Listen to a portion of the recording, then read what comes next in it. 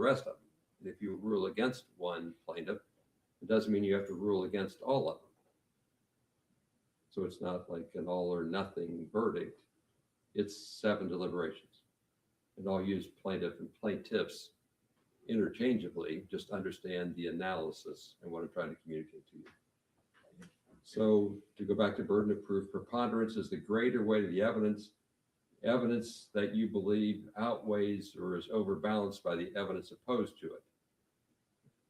A preponderance of the evidence is evidence which is more probative, more probable, more persuasive. It has greater evidence value to you. Look at the quality of the evidence, not simply the quantity. If it was only about quantity, there would be more plaintiff witnesses than defendant witnesses. So you'd think, oh, just because of the number of witnesses, someone must prevail, when in fact you look at the quality of the evidence. Don't get hung up on which side called the witnesses. Think about the quality of the testimony, what you took from it, regardless of numbers, regardless of where it came from. If it would turn out in your mind that there's an equal balancing, the evidence opposed to it in favor are equal, then the plaintiffs have not met their burden of proof because they didn't tip the scale slightly in their favor. If you could decide a fact or an item in 2 different ways, you have to decide it based upon the facts, not guesswork or coin flips or I don't care. So in those areas where it's hard or it's difficult to resolve, you have to resolve it. You can't leave it up to I don't care and I'll just flip a coin or it doesn't matter. Guesswork's not what you're expected to do. The heavy work of sorting out the facts and deciding which side of the scale they go on is the role of the jury.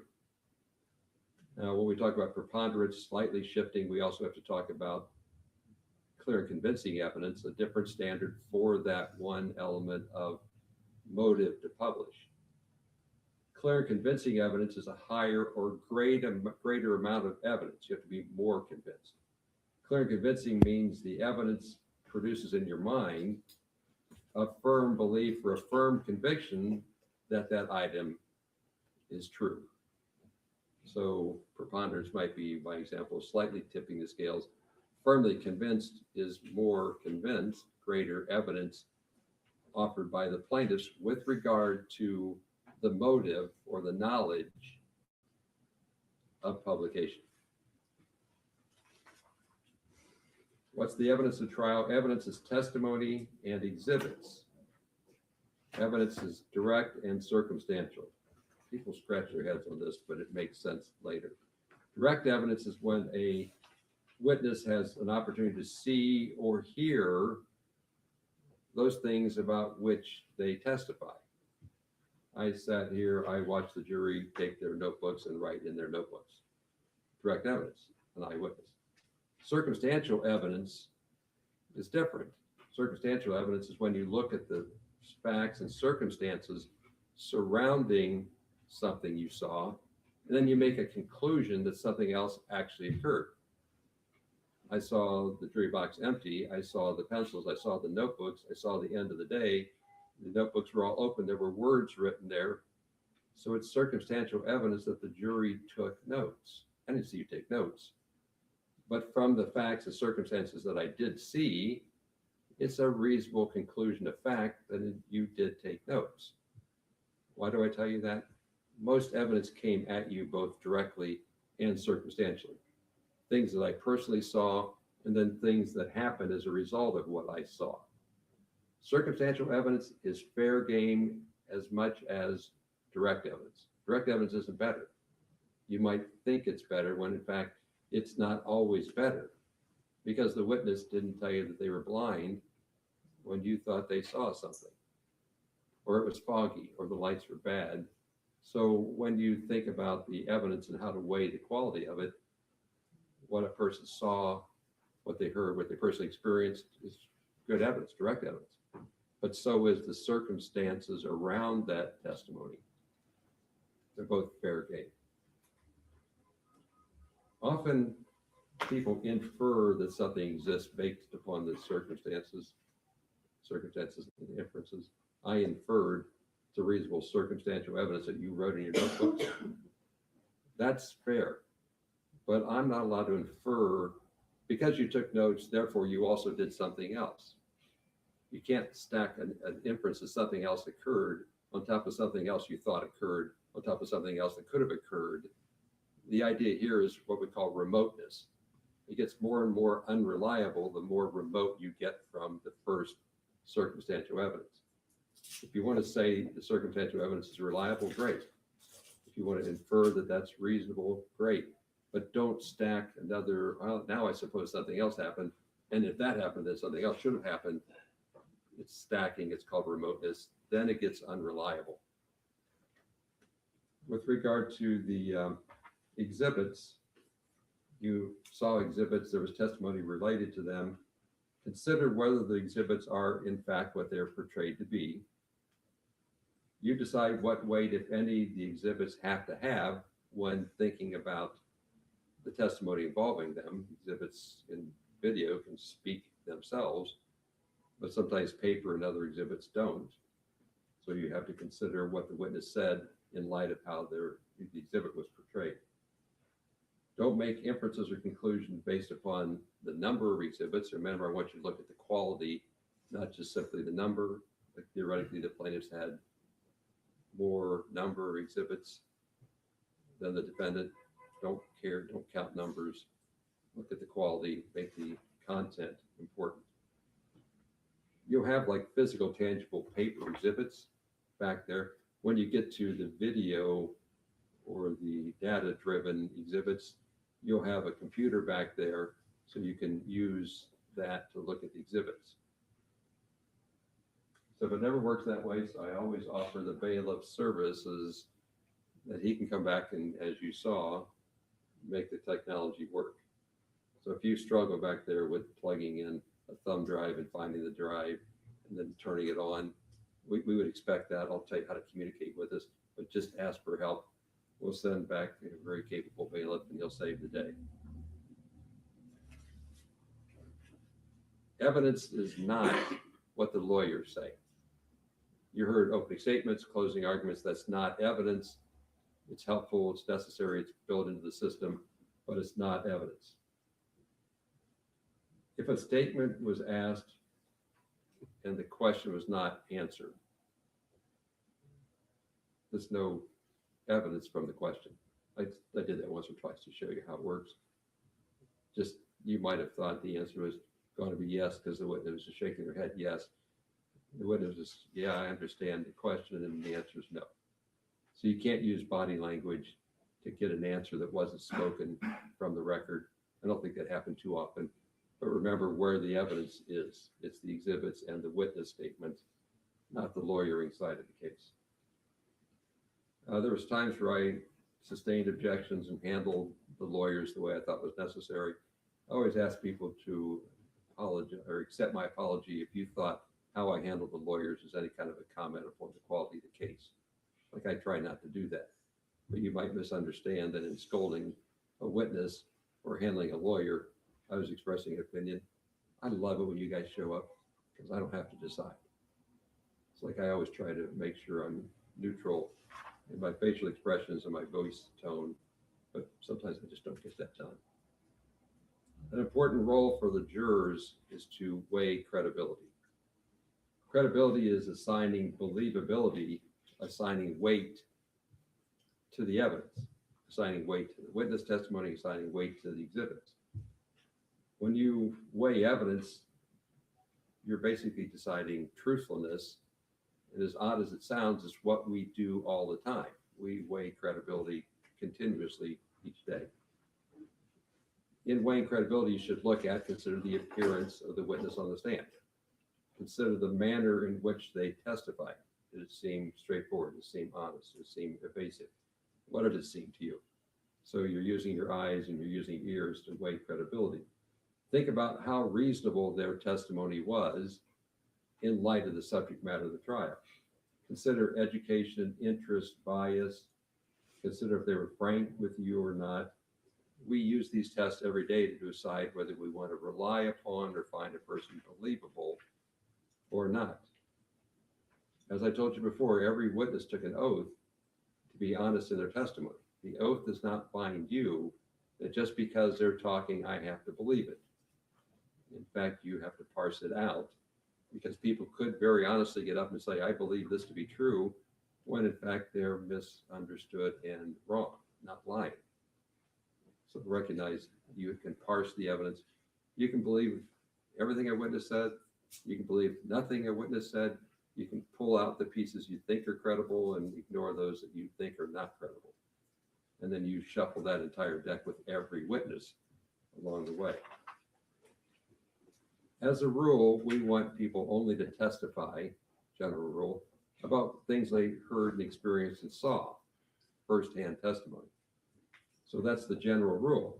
But then we violate that general rule because we let people express their opinions about what the facts or circumstances mean that they experienced. So in deciding what their opinion means and how you weigh their opinion, you do the same thing. You're allowed to hear their opinion. It's evidence.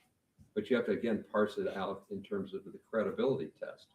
A person can give you an opinion, and you might go, I don't believe that because that's not in their subject matter, or they don't have enough knowledge, or their emotions got the better of them, or they have an interest or a bias or whatever.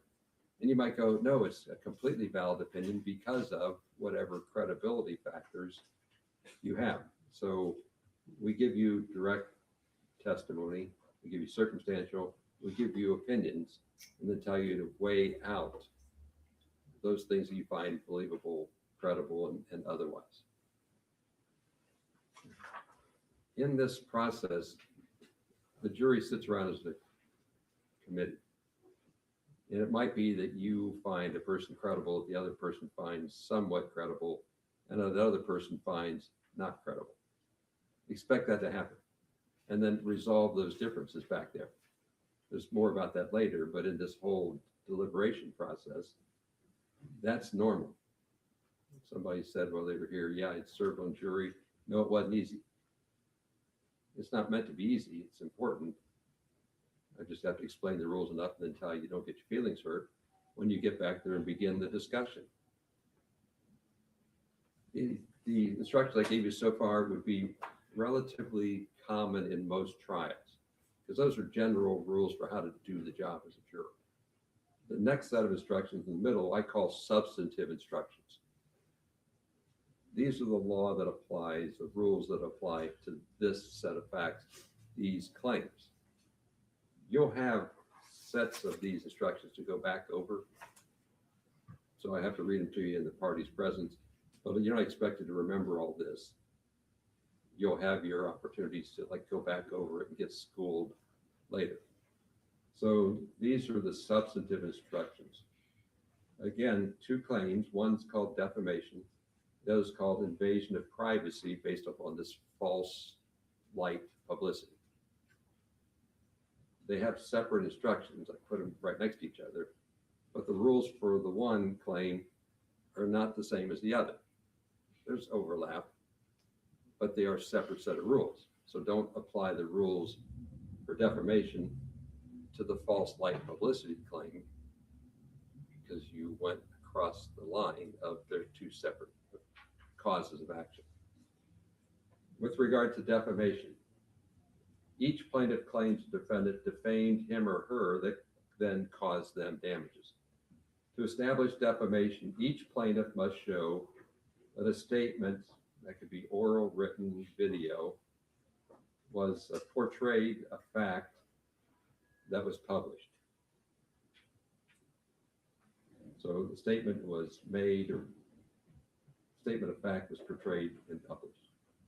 Second, that the statement was untrue. Third, that the defendant acted with malice, actual malice, or reckless regard for knowledge of the truthfulness, and that they suffered injury. I'm going to break those four apart. Okay, so again, the statement was portrayed as a fact. It has to be published, so that's all rolls together. That the statement was untrue. The defendant acted with either actual malice or reckless regard about the truthfulness of it. and then that caused injury. Plaintiffs are considered public officials. You heard a lot of that.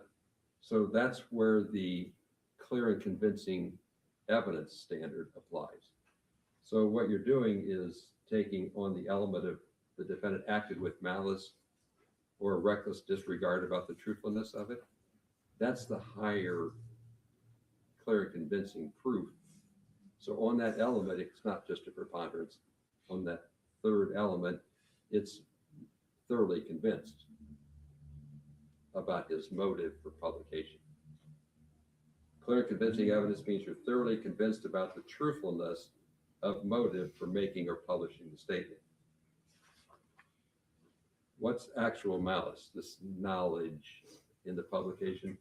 Actual malice occurs when the defendant makes a false statement with knowledge it's false.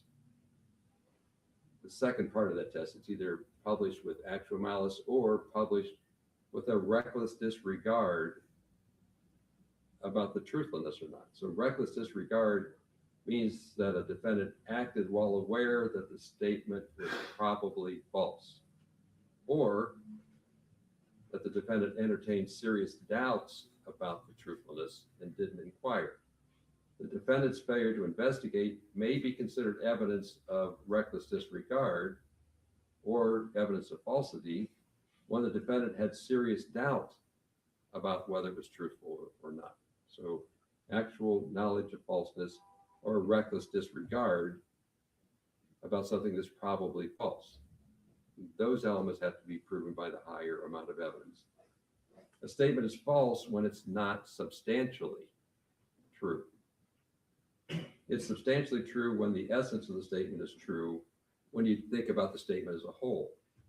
The defendant's statements or portrayals must be given their ordinary meaning in that context, in that circumstance.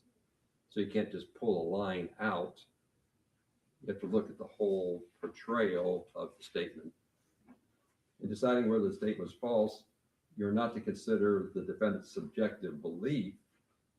You consider whether it's true or false from an objectively reasonable perspective. So it's your perspective about truthfulness, not what the defendant thought at the time, because we can all think of things that are unreasonably thought.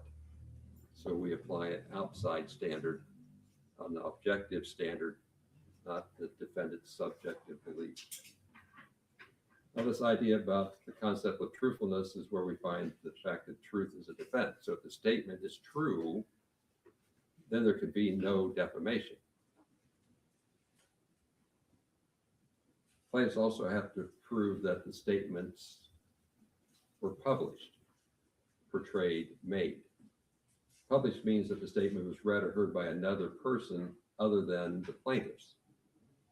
From the testimony, as a matter of law, the courts has determined that publishing or portrayal is not an issue. Nobody pushed back. It's not anything you have to decide. I'm telling you as a matter of law, that element is uncontroverted, that the defendant published, the defendant portrayed the statement. So of those four, one's been resolved by the court because there's no contrary evidence. Now you're down to analyzing those three statements, elements, if you will.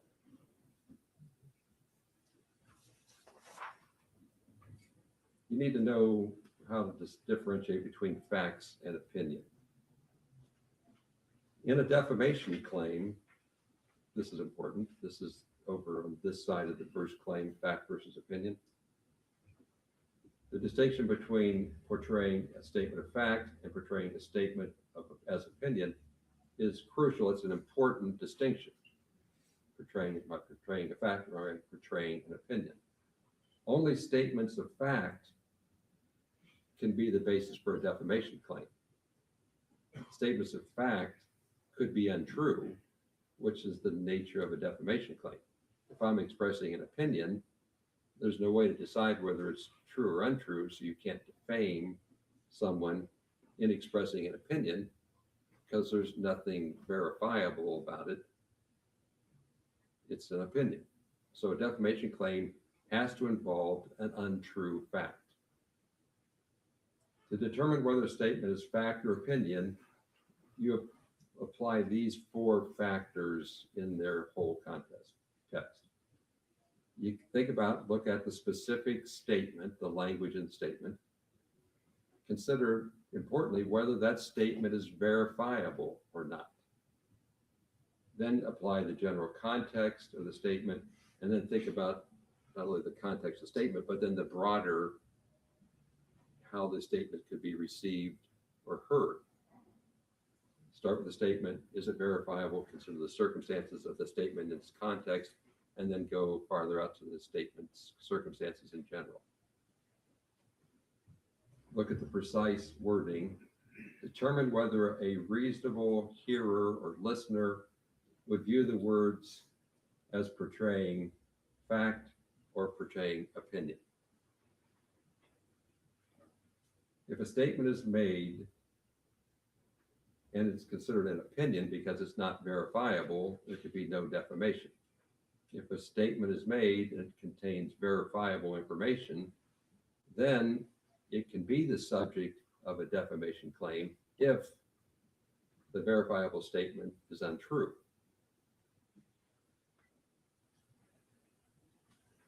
If you find that the statement was portrayed to the public as a fact, that the portrayal was false, it's a fact that's false, plaintiffs have proven their case. If you find that it's not a fact, or that the fact was true, then the defendant prevails. This is why I give it to you in writing. Okay, I forgot about that. General instructions for defamation are done. Those rules apply to that claim. These rules apply to the invasion of privacy false light claim. There's only one place where I'm going to tell you to overlap the instructions. So don't overlap all the first instructions in the second bucket, separate set of rules. The person who invades the right of privacy of another person can be subject to liability and the harm that comes from invading that other person's right of privacy. The right of privacy is the right of a person to be left alone. It's the right to be free from the unwarranted appropriation or the exploitation of a person's personality or their private affairs in such a manner as to outrage or cause mental suffering, some sort of shame or humiliation to the person. Each plaintiff claims the defendant violated his or her right to privacy by publicizing false information that places them in a false light in the public. Each plaintiff must prove that the false light in which they were placed would be highly offensive. It's a highly offensive place to a reasonable person, not their subjective, but would a reasonable person find that they were put in a highly offensive place. And the defendant had knowledge of or acted with reckless disregard to the falsity of the publicized matter. Reckless disregard, falsity, and actual knowledge are the same definitions from the first section. So that part of the first instructions you can carry over. Actual knowledge, reckless disregard, and falsity, I'm not going to redefine. That part you would read over. But it's a different test. Was the particular plaintiff put in a false light by the false information? False light means the defendants know that the plaintiff, as a reasonable person, would be justified in feeling seriously offended and aggrieved by the publicity, seriously offended and aggrieved by the publicity. The plaintiff's privacy is not invaded when it's an unimportant statement that's made. It's only when there's such a major misrepresentation of the plaintiff's character, history, activity, some fact, that it might be reasonably expected that a reasonable person would be highly offended. Determine whether the statements made by the defendant would place a reasonable person in a position of false light, not merely whether the plaintiff believed they were in a false light. So this is the objective perspective that we use for juries. You're the outside public looking in. do you consider it reasonable or not that they would be highly offended? It's not their subjective belief, it's the public's perception. To be highly offensive, the plaintiff must be justified in the eyes of the community as feeling seriously offended and aggrieved by the publicity. The statement must be such a major misrepresentation of their character, of their history, of their activities, of their beliefs or facts about them, that they would be seriously offended in the eyes of a reasonable person of the public.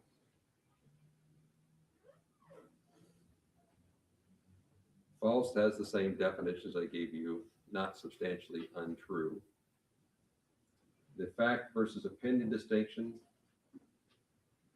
doesn't apply from that, so you don't have to do the fact versus opinion analysis. If you find that any one or more of the plaintiffs proved all the elements of false light, invasion of privacy, then you would enter a verdict in their favor. If you find that any one or more of the plaintiffs did not prove all the elements of false light, invasion of privacy, then you would rule in the defendant's favor. I'll say it again, there's 7 determinations on false light, there's 7 determinations on defamation, and you make them separately. If you find for a plaintiff on either one or both of their claims, then you go to the question of whether the defamation or the invasion of privacy caused damages. There always has to be a connection between the false statement and the damage, or the false light offensive position they were put into and the damages. A person who seeks to recover damages must prove not only that the other party caused the harm, but also that the conduct proximately caused them injury. Proximate cause is an act that in its natural and logical sequence caused the injury. There was an example of the defendant could have caused, but was something else actually the cause.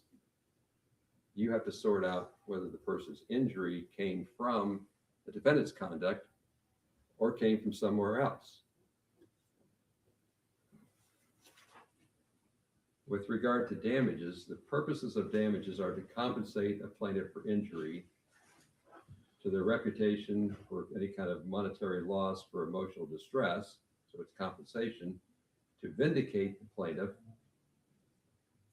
which helps restore their reputation, and to dissuade others from publishing defamation statements or false light statements.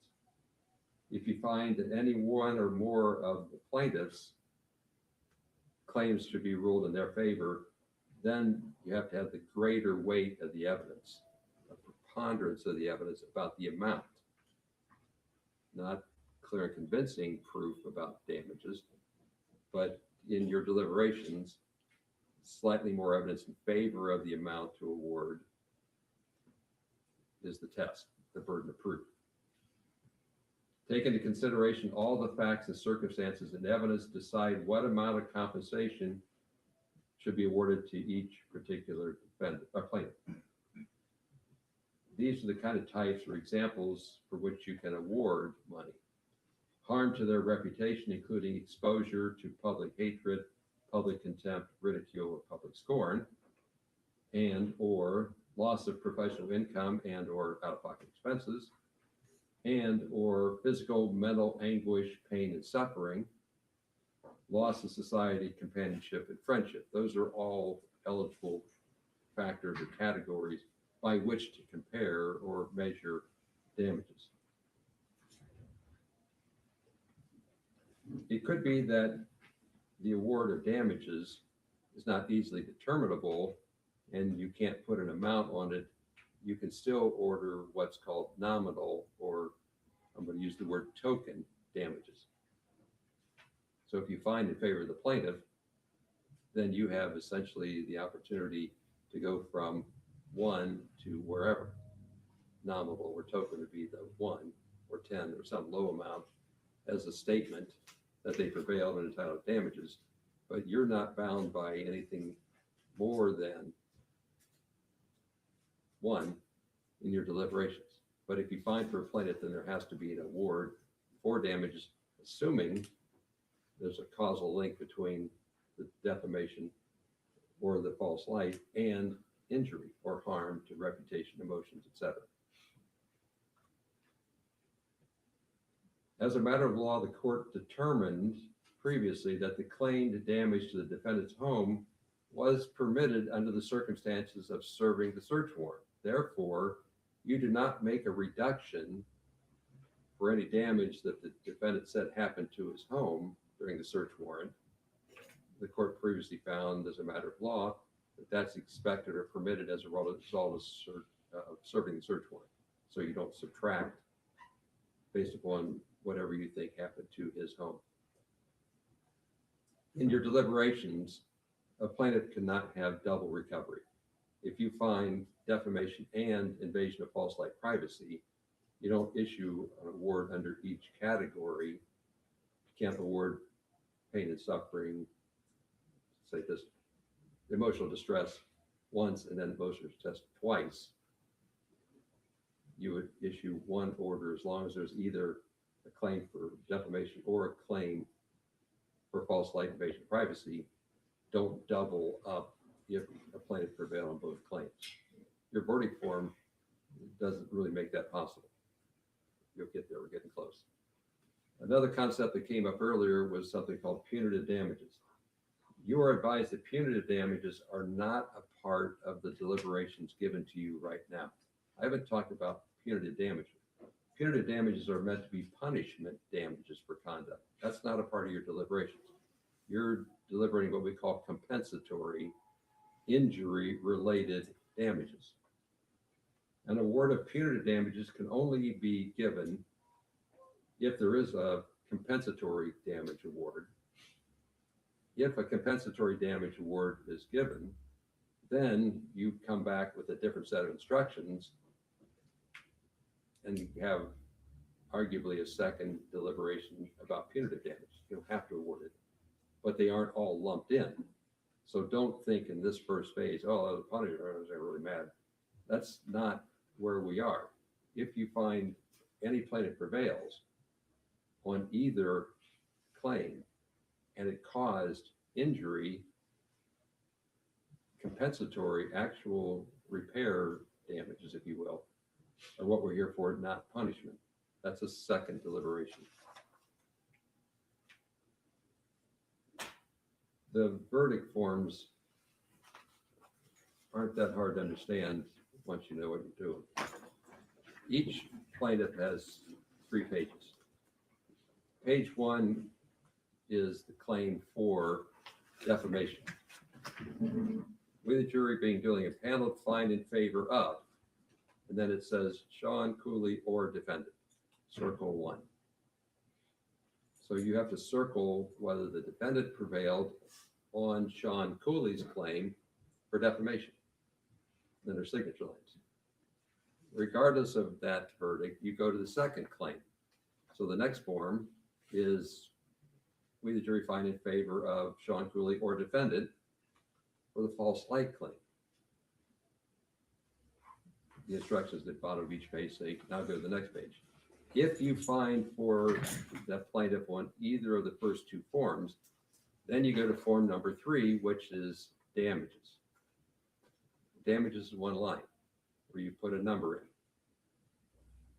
You can take notes and you can split it out. You can do calculations. You can decide how you get to it.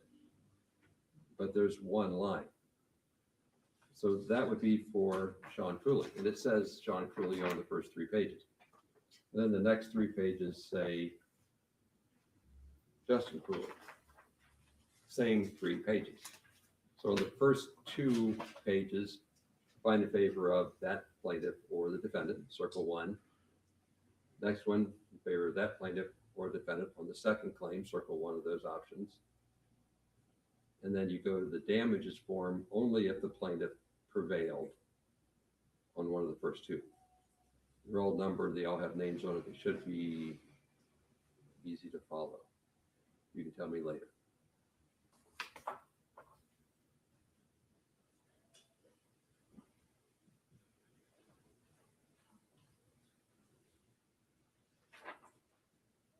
do you do when you go back there? The first thing you officially you need to do is pick a foreperson. Now, the foreperson is not the shop foreman, is they're not the boss. They don't tell you what to do. The foreperson's job is to organize the discussion, engage people, keep track of the exhibits, be the committee chairman. But the foreperson doesn't convince you to do what they want. They organize the discussion. There's no way to pick a foreperson. You can arm wrestle, throw fingers, draw names out of a hat. Don't go to the bathroom first, because you very well could come out the foreperson. I don't care. I've heard people say that. They pick them because they weren't there.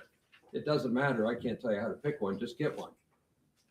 Throwing fingers is fine. It takes too long. You probably already know who's willing to do it, or maybe you've talked to each other enough, or you just say, sorry, you lose, you're it. But it's just organizing discussion. That's all it is. Just organize the discussion. Make sure nothing leaves. You'll have in your possession the verdict forms, the exhibits. You'll have copies of these instructions. Keep all that back there. When you come out, the only thing left to bring back out here should be all these verdict forms. Leave your notebooks back there. Everything else in the foreperson should make sure that goes on. How do you deliberate?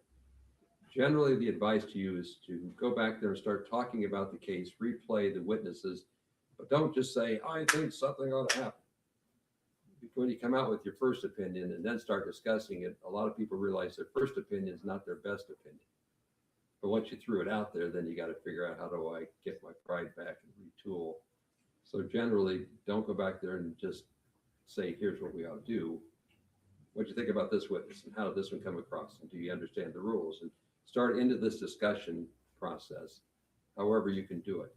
But eventually, then you're going to need to start getting to the point where you see a consensus is being built. If you immediately express an opinion, changing is sometimes hard, so work together to build a consensus. Consult with one another in the jury room, deliberate with a view of reaching an agreement. You can do so as a group, but without surrendering your own conviction. Each of you ultimately has to decide this case for themselves in this deliberation process. You might find somebody leaning on you to change your opinion. That's good, unless you feel pressured against your will to change your opinion. If they come at you with good arguments, maybe you should rethink your position, because their arguments really are good. So like a certain amount of give and take and tension is usually the sign of a good deliberation. Just don't take it personally. Never surrender your own personal convictions just to get along. Don't be influenced by considerations of sympathy or prejudice. The law does not expect us to be robots and have no sympathy, no emotions, no prejudice, or no biases. That happens all the time. You have to set those aside. You're required to disregard them, to make your verdict carefully, to weigh the evidence, consider disputed questions of fact, apply the law to try to reach a verdict which the parties would be considering fair to both sides. Fairness is a big thing. Is this verdict fair to both the parties? Consider all the evidence regardless of who brought it forward. Do so with intelligence, impartiality, without bias, without sympathy, without prejudice. During the deliberations, if you have questions, you're welcome to write them down, which then comes to me, which goes to the lawyers to get you an answer. Like a magic doorbell. Knock on the door. Okay. The bailiff's like within earshot. He doesn't have his cup up against the door. So like pound on the door enough to get his attention. He'll come back, get the question, give it to me. I'll huddle with the lawyers, get you an answer. So when you get back there, there's a problem. You don't understand something, you want more information, you can get more information. Like we'll try to make sure you're not starving, like creature comforts will be provided. Like we're going to run into the lunch hour, so there's a way of taking care of it. I heard it yesterday, they'll do it today. So like we're going to want to cover all those bases. The clock is yours when the deliberations start. You watch me pay attention to the clock, right? I don't have a clock because you do. So how much time you need is up to you, not up to our expectations or our time commitment. We got to make sure that when you deliberate, You don't do so out of like human denial or fatigue. So yeah, we're going to watch to see how that goes. Like you might have me send you a question saying, is everybody fine? Are you awake? Do you need coffee? Do you need food? What do you need? One jury kept going, my personal record's 1:24 a.m. because that's what they wanted. They didn't want to go home. They were not coming back tomorrow because they were locked in and doing a good job. But it wasn't my clock, it was theirs. Until the verdict is announced in open court, you cannot indicate to anybody what it is. When you knock on the door saying we have a verdict, the bailiff will come, he'll tell me that you have a verdict. The foreperson brings the forms out here, and you hold on to them till everybody's here, and then we open the verdicts in front of all the parties. Don't say, oh, so-and-so, and this is the outcome, because the bailiff doesn't want to know that, and he shouldn't know that, because it has to happen in this room. Up to this point, like I've told you, like not to talk to people, that still applies. Anybody outside the jury, that's off limits. If we deliberated today, you went home tonight, came back tomorrow, the rule is especially important. You can't tell anybody anything at all. Once the case is done, you can, in case I forget to say that. With regard to deliberations, I've got 10 of you and 2 extras. So the 2 on the end, 17 and 19, you're alternates. So you don't deliberate, but you're not done. You're what we call insurance. There's no guarantee in an hour somebody's not going to get a call that they have to go, or that they hit the floor, or somebody had an accident, or the baby came early, or whatever it is. So you're not done. You're charged to not talk and to just wait. It's a luxury to have extras. I understand what I just did to you. I get it. But the number of times the jurors slot back in is not the majority, but it's enough that we're glad to have you for a reason. These folks get locked down and something happens along the way. We can't lose 3 days of trial work because somebody went through a stop sign or had a flat tire on a curvy road. Then all of a sudden you're back, we start all over, and the case gets done. So make sure the bailiff has your phone number. If you can be within like 15 minutes of the courthouse, I don't know what that means. If you live farther, just make sure Chris doesn't have to drive far to get you. He's not going to anyway, right? But he's big enough to, you don't want to cross it kind of guy. Anything you want me to deal with in the instructions, Mr. Plager? I had 2 minor issues. Okay, we'll talk over there. Mr. Osborne, you got anything? I do have something, yes, sir. Okay, we're just gonna see what I didn't do right, but we're close.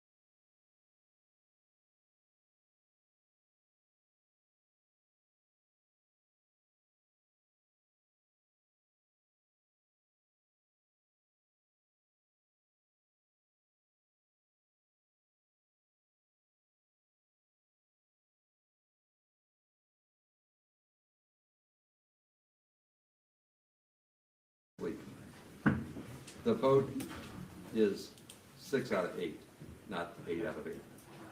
It's the next paragraph down. So I've got 8 jurors. When you go back there, 6 and 2 is a vote in favor or opposed. So you always have to have 3/4.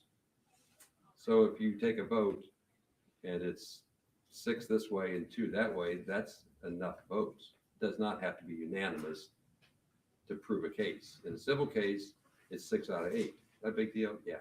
I overforget it. Yes. It's 6 out of 8. So you can have 2 people say, I don't agree, and if 6 people do, that's a verdict. And then the emphasis for the 2 alternates is not only not talking is important, but not talking to the media is important. So if you get hounded, it's anybody in the universe, because you're still in the panel. And then if the jury reached a verdict without you, you're going to get a call saying you're done. And now if you want to talk about it, you can't. Anything else, Mr. Klinger? Nothing from us, Judge. Thank Mr. you. Osborne? Your Honor, I just renew any objections for the record, but nothing else other than that. Fair enough. Overruled. Thank Or you. ruled, depending on what it did. There's a few typos. It'll be like 5-10 minutes before it gets you some sets of instructions. When you look at the instructions, if you have a question about something, read the whole paragraph, not just the one sentence. Like you always think, I want to know more about something. The answer might be 3 words, but read the whole paragraph to do it. So you start your deliberations. We'll get the exhibits back to you, cleaned up sets of instructions. And thank you for your attention so far.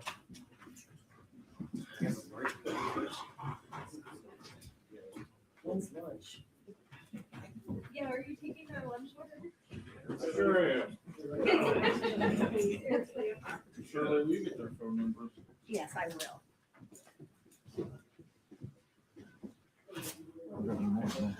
And you can see that way right there. Read this letter. Yeah, and then, if you would have to come back and deliberate, you'll have to notice that. We don't look at them or anything, even afterwards. You wouldn't be able to follow him anyway. Remember, dear. Judge Ryan. Sorry.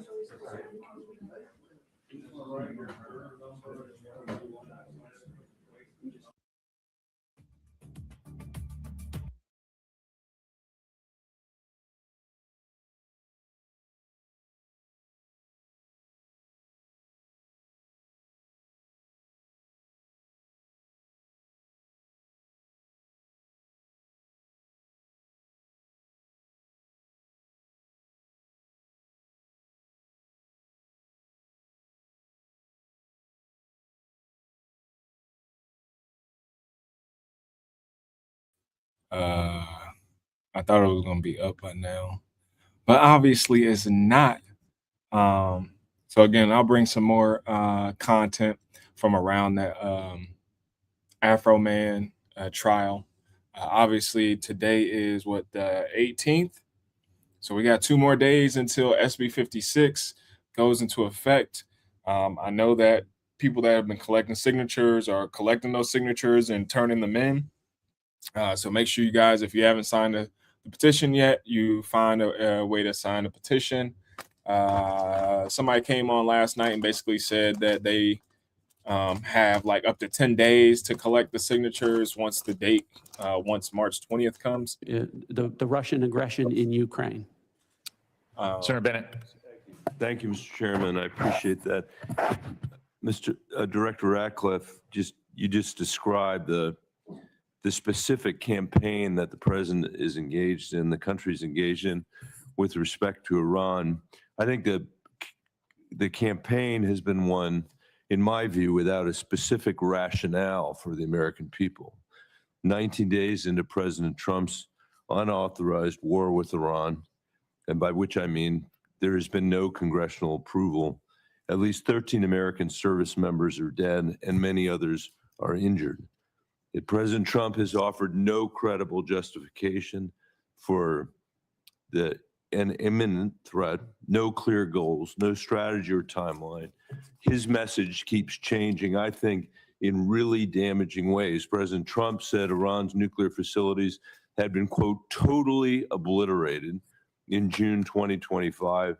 But when he launched this latest war, he said we need to eliminate the imminent nuclear threat of those totally obliterated nuclear facilities. President Trump has threatened to seize Iranian oil and demanded our allies reopen the Strait of Hormuz. He said that I'm demanding that these countries come in and protect their own territory because it's their territory. It's the place from which they get their energy. By the way, he wasn't just asking for our allies to protect or to bail them out in the Straits of Hormuz. He was asking China to bail them out in the Straits of Hormuz. And then he said, maybe we shouldn't even be here at all because we don't need it. We have a lot of oil. And he said, we do not need the help of anyone. President Trump has declared we've won the war. We won it in the first hour. But then he said, we're not leaving until the job is finished. He said that there is practically nothing left to bomb, but then threatened to bomb Iran again, quote, just for fun. I think words that probably have never come out of a military leader in the history of the United States of America. It shouldn't come out of the mouth of a civilian leader. President Trump said he will end the war when I feel it in my bones. And anytime I want to end it, it will end. But, Director, the war is not ending. It is escalating with thousands of U.S. Marines reportedly sailing toward Iran on an unclear mission, a mission that's become less clear over days, not more clear. Our airstrikes wiped out Iran's missiles and supreme leader. Nobody here, and certainly me, is shedding a tear for him. But the Iranian people now live under martial law. And by the way, no surprise to our intelligence agencies that that's the case. And the first of a puppet leader who's chosen by the IRGC. No surprise that to anybody on the Intelligence Committee. Iran closed the Strait of Hormuz and is holding the global economy hostage. No surprise to anybody who knows anything about U.S. intelligence. Launching drones at our embassies and military bases. No surprise. The president is surprised. Nobody who has looked at our intelligence is surprised. Iran's nuclear program is damaged, to be sure, but it still has a uranium stockpile. We heard today from the DNI at the very beginning of this conversation that the regime is in place and they are going to rebuild their military capabilities, the ones that we are destroying right now. The question I think is raised, Director, about your specific engagement is whether it will become a perpetual war, because what Iran will do is exactly what they have always done, and which the DNI is saying they will do again.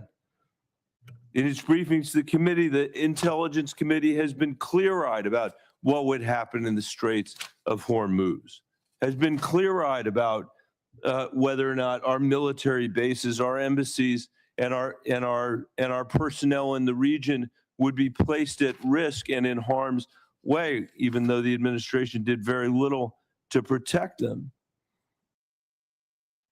I know, Director Radcliffe, that you warned President Trump that if Israel assassinated the supreme leader, the IRGC would replace him with potentially a harder line puppet. In fact, I think what was clear is that the likelihood was that it would be a hard line puppet.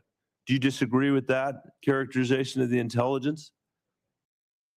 To that specific question, what we knew was, first of all, I guess I have to address up front, so much of what you related in there, the difference between political rhetoric versus... Not political rhetoric. I'm quoting the President of the United States. Political rhetoric versus military... Director, I'll ask difference you between that and military and intelligence execution. But here's the most important thing. You mischaracterized this as saying there aren't clearly defined goals. The defined goals are very clear. Degrade and destroy the missile inventory and drone inventory, delay and degrade the military industrial base and factories that produce that, just degrade and destroy the IRGC Navy that could control the strait. These are all defined goals that were set out specifically. The premise of the question is that... time back, Mr. Chairman, I can't get a word in edgewise. He won't answer the question, and then he's taken a minute of my time. You're both big boys. You can handle it yourself. Okay, well, Director, I agree that you are, and I appreciate what you're saying. My point is not what your characterization of the war is. My point is what the characterization, Your question about regime change? I'm not asking you anymore, Mr. Director. I'm sorry, because I'm out of time because of how you use the time.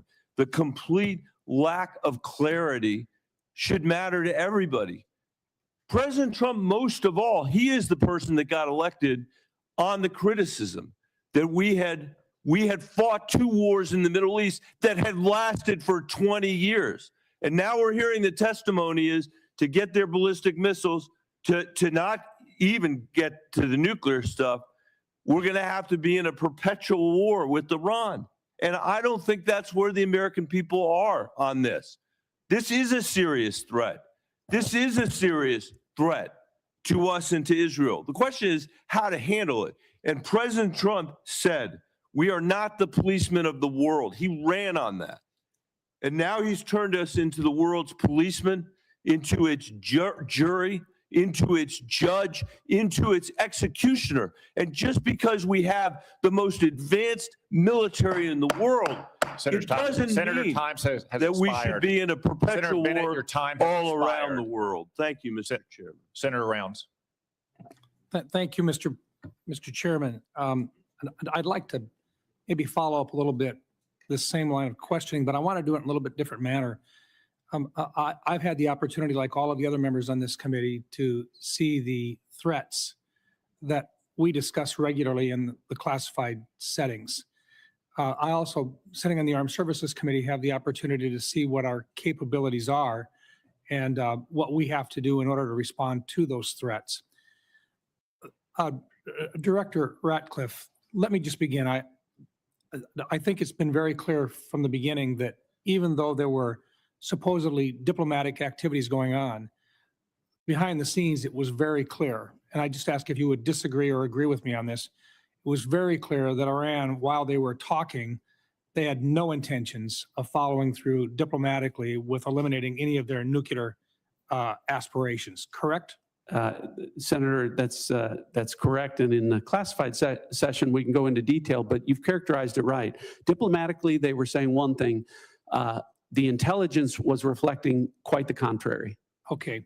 Second of all, with regard to the capabilities, earlier in the 12-day war, a lot of their defensive capabilities had been taken out. Their air defenses had been taken out. The use of our aircraft in that area was safer because those defensive capabilities, most of them had been significantly reduced, meaning our young men and women who are flying those aircraft were safer. Is it fair to say that they were rebuilding their defensive capabilities as well at that time? Yes. So I'll just comment on that. So much is being made. Any characterization that Operation Midnight Hammer was anything but a wild success is wildly inaccurate. As a result of Operation Midnight Hammer, at the time of that, in the preceding 4 years, as is well documented and admitted to by the Iranians, they enriched uranium at least 440 kilograms at 60% for use that could be used for weapons grade to deliver a nuclear weapon. As a result of Operation Midnight Hammer, we sit here today with Iran having exactly the same amount of enriched uranium to 60%, meaning they have been unwilling and incapable of enriching uranium to 60% as a result of Operation Midnight Hammer. Okay, and let me go on because I think this is an important part of this. You also have to have a way of delivering a weapon. It's fair to say that they have short-term and intermediate range ballistic missile availability today. Were they building additional short-range and mid-range ballistic missiles? Yes. Were they continuing to develop them? Continuing to develop them and at rates that were alarming. And what about our ability to respond to those? We have very good defensive capabilities, but it takes time for us to build our defensive capabilities. Were they building their offensive capabilities while they were negotiating with us at a faster rate than we could build defensive capabilities? Yes.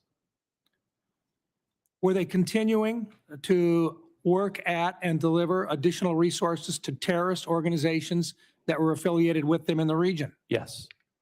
So in other words, while they were supposedly diplomatically working with us during that entire time, they were continuing with regard to their nuclear intentions. They were building additional missile systems to deliver or conventional weapon systems to threaten their neighbors. their defensive capabilities were going to be increased, making our young men and women at risk when at some point in the future we would have to basically go in and clean the mess up.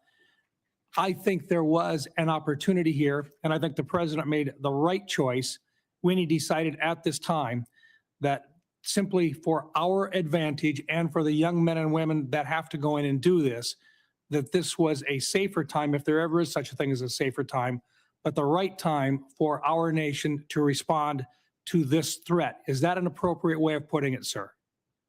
I agree with that. Thank you. I think the president made the right choice. It is never a good time for a war, but at some point you've got to look at what your best possibilities are for protecting those young men and women who are in harm's way. Let me move on for just a minute. Director Ratcliffe, let me just ask you this, because there's been a discussion, and we've never been able to talk about this in an unclassified setting, and I recognize it's sensitive, but 60 Minutes, there's been a report about Havana syndrome and about individuals who are within the agency and within state departments that have actually had significant illnesses, some attributed, they believe, to outside sources. I don't think we have been able to, in an unclassified setting, at least acknowledge that we take these issues seriously. Is there anything you can share in this unclassified setting to assure the people of the State Department and your agency that this is not something which is being ignored? Thanks for the question. I appreciate the opportunity to address that. Yes, we have to be careful about what we can say, and we can go into further detail in the classified session. But this is something that when I became the director, as you're aware, Senator, there are disparate opinions across the IC about what the cause of these AHIs may or may not be. Otherwise known as Havana syndrome. Well, Havana syndrome, yeah, or AHI. and the question of whether or not they could be the result of a directed energy weapon from a foreign adversary. So when you, having been the DNI, understanding the role of the DNI is to coordinate across the IC when there are disparate opinions among agencies. Director Gabbard and I had a conversation where she agreed that she would undertake a comprehensive review of that issue across the IC to make sure that it is getting the attention that it deserves. And I know that she has undertaken that and will be able to brief you in further detail in the classified session. Thank you. And one last thought, this is only a comment, but to General Hartman, your time in service has been very, very special. Working with you on the Cyber Security Subcommittee of the Armed Services Committee, I commend you for everything you have done. You are truly a hero, and you have served your country very, very well. Thank you for your service. Thank you, Senator. Thank you, Mr. Chairman. Senator Kelly. Thank you, Mr. Chairman, and thank you for being here today to all of our witnesses. So for more than a decade, the United States has tried to make a pivot to Asia in its national defense strategy in order to confront significant threats from China. For years, administrations of both parties have identified China as a top threat facing our country and worked to build relationships across Asia and deter Chinese aggression. At the same time, we have bolstered our European allies and asked them to contribute more to their defense to deter Russia. Directors Gabbard and Ratcliffe, would you agree that China and Russia are our primary geopolitical rivals? Director Gabbard. Yes, they are our primary strategic competitors. Thank you. Director Ratcliffe? I would agree with that, although I don't think they're equal in terms of the threats that they pose. Thank you. So that brings us to the war with Iran. So this has created one of the largest ever supply shocks to the global oil supply, which has sent gas prices skyrocketing for Americans. But not everybody is losing. Directors Gabbard and Ratcliffe, is it accurate that Russia has gained billions of dollars in additional oil revenue due to price spikes as a result of the war and loosened sanctions? Director Gabbard. That is what has been reported. I'd defer to the Director of Secretary of Treasury and Energy on that front for details. Director Ratcliffe. Yeah, I'm not an economist, not going to try and do those calculations. But as I talked about earlier, sometimes there are decisions made that will benefit adversaries at the same time policymakers think that it will benefit the Sanctions. American people. It's clear, I think we'd all agree that sanctions were loosened, and that means more money into the coffers of Vladimir Putin. Would you agree that if he has more funding, he is likely to put that to his war effort against Ukraine? Director Gabbard. I would defer to an actual intelligence assessment on what they would believe his intentions are. Director Ratcliffe? Yeah, I wouldn't speculate on that. Wouldn't speculate? Okay. Okay. And is it accurate that China is continuing to receive preferential oil flows from Iran despite the conflict, as Iran allows its own tankers to transit the strait? Director Gabbard? I'm going to go back and forth between the two of you. There has been some reporting of China, India, and other countries being able to move their tankers through the strait. However, it is unclear the volume or the measure of that. Okay, so it sounds like it's accurate. Thank you.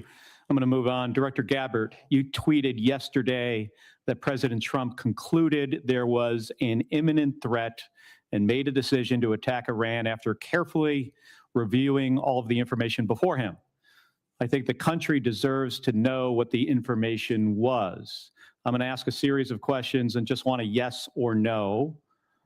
We don't need any explanation, just yes or no, starting with, were you asked, I'm not asking if you did brief this, were you asked to brief on whether Iran would close the Strait of Hormuz? I'm not going to comment on what the president did or didn't ask me on any topic. I'm not asking if you briefed it. I'm just asking if there was a request I understand by the White that. House. Director Ratcliffe, were you asked to brief on whether Iran would close the Strait of Hormuz?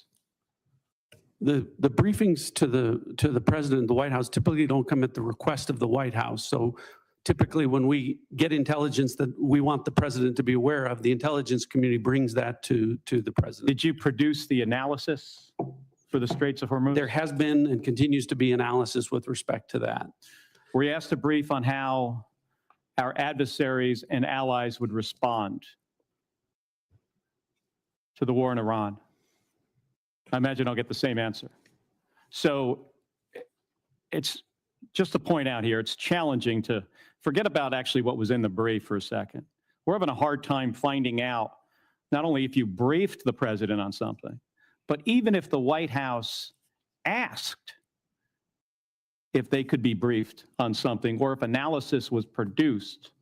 So I just want to point out here, this is about 6 days. Can I comment on Yes. that? Yes. I go back to the point.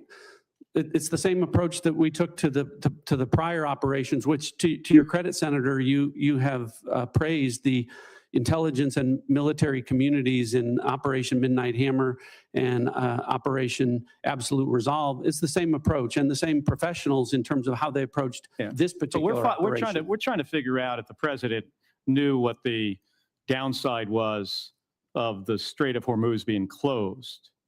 And I'm having a hard time finding out whether the White House asked or whether there was a brief, whether the president knew. Did he know this was going to happen or did he just disregard it?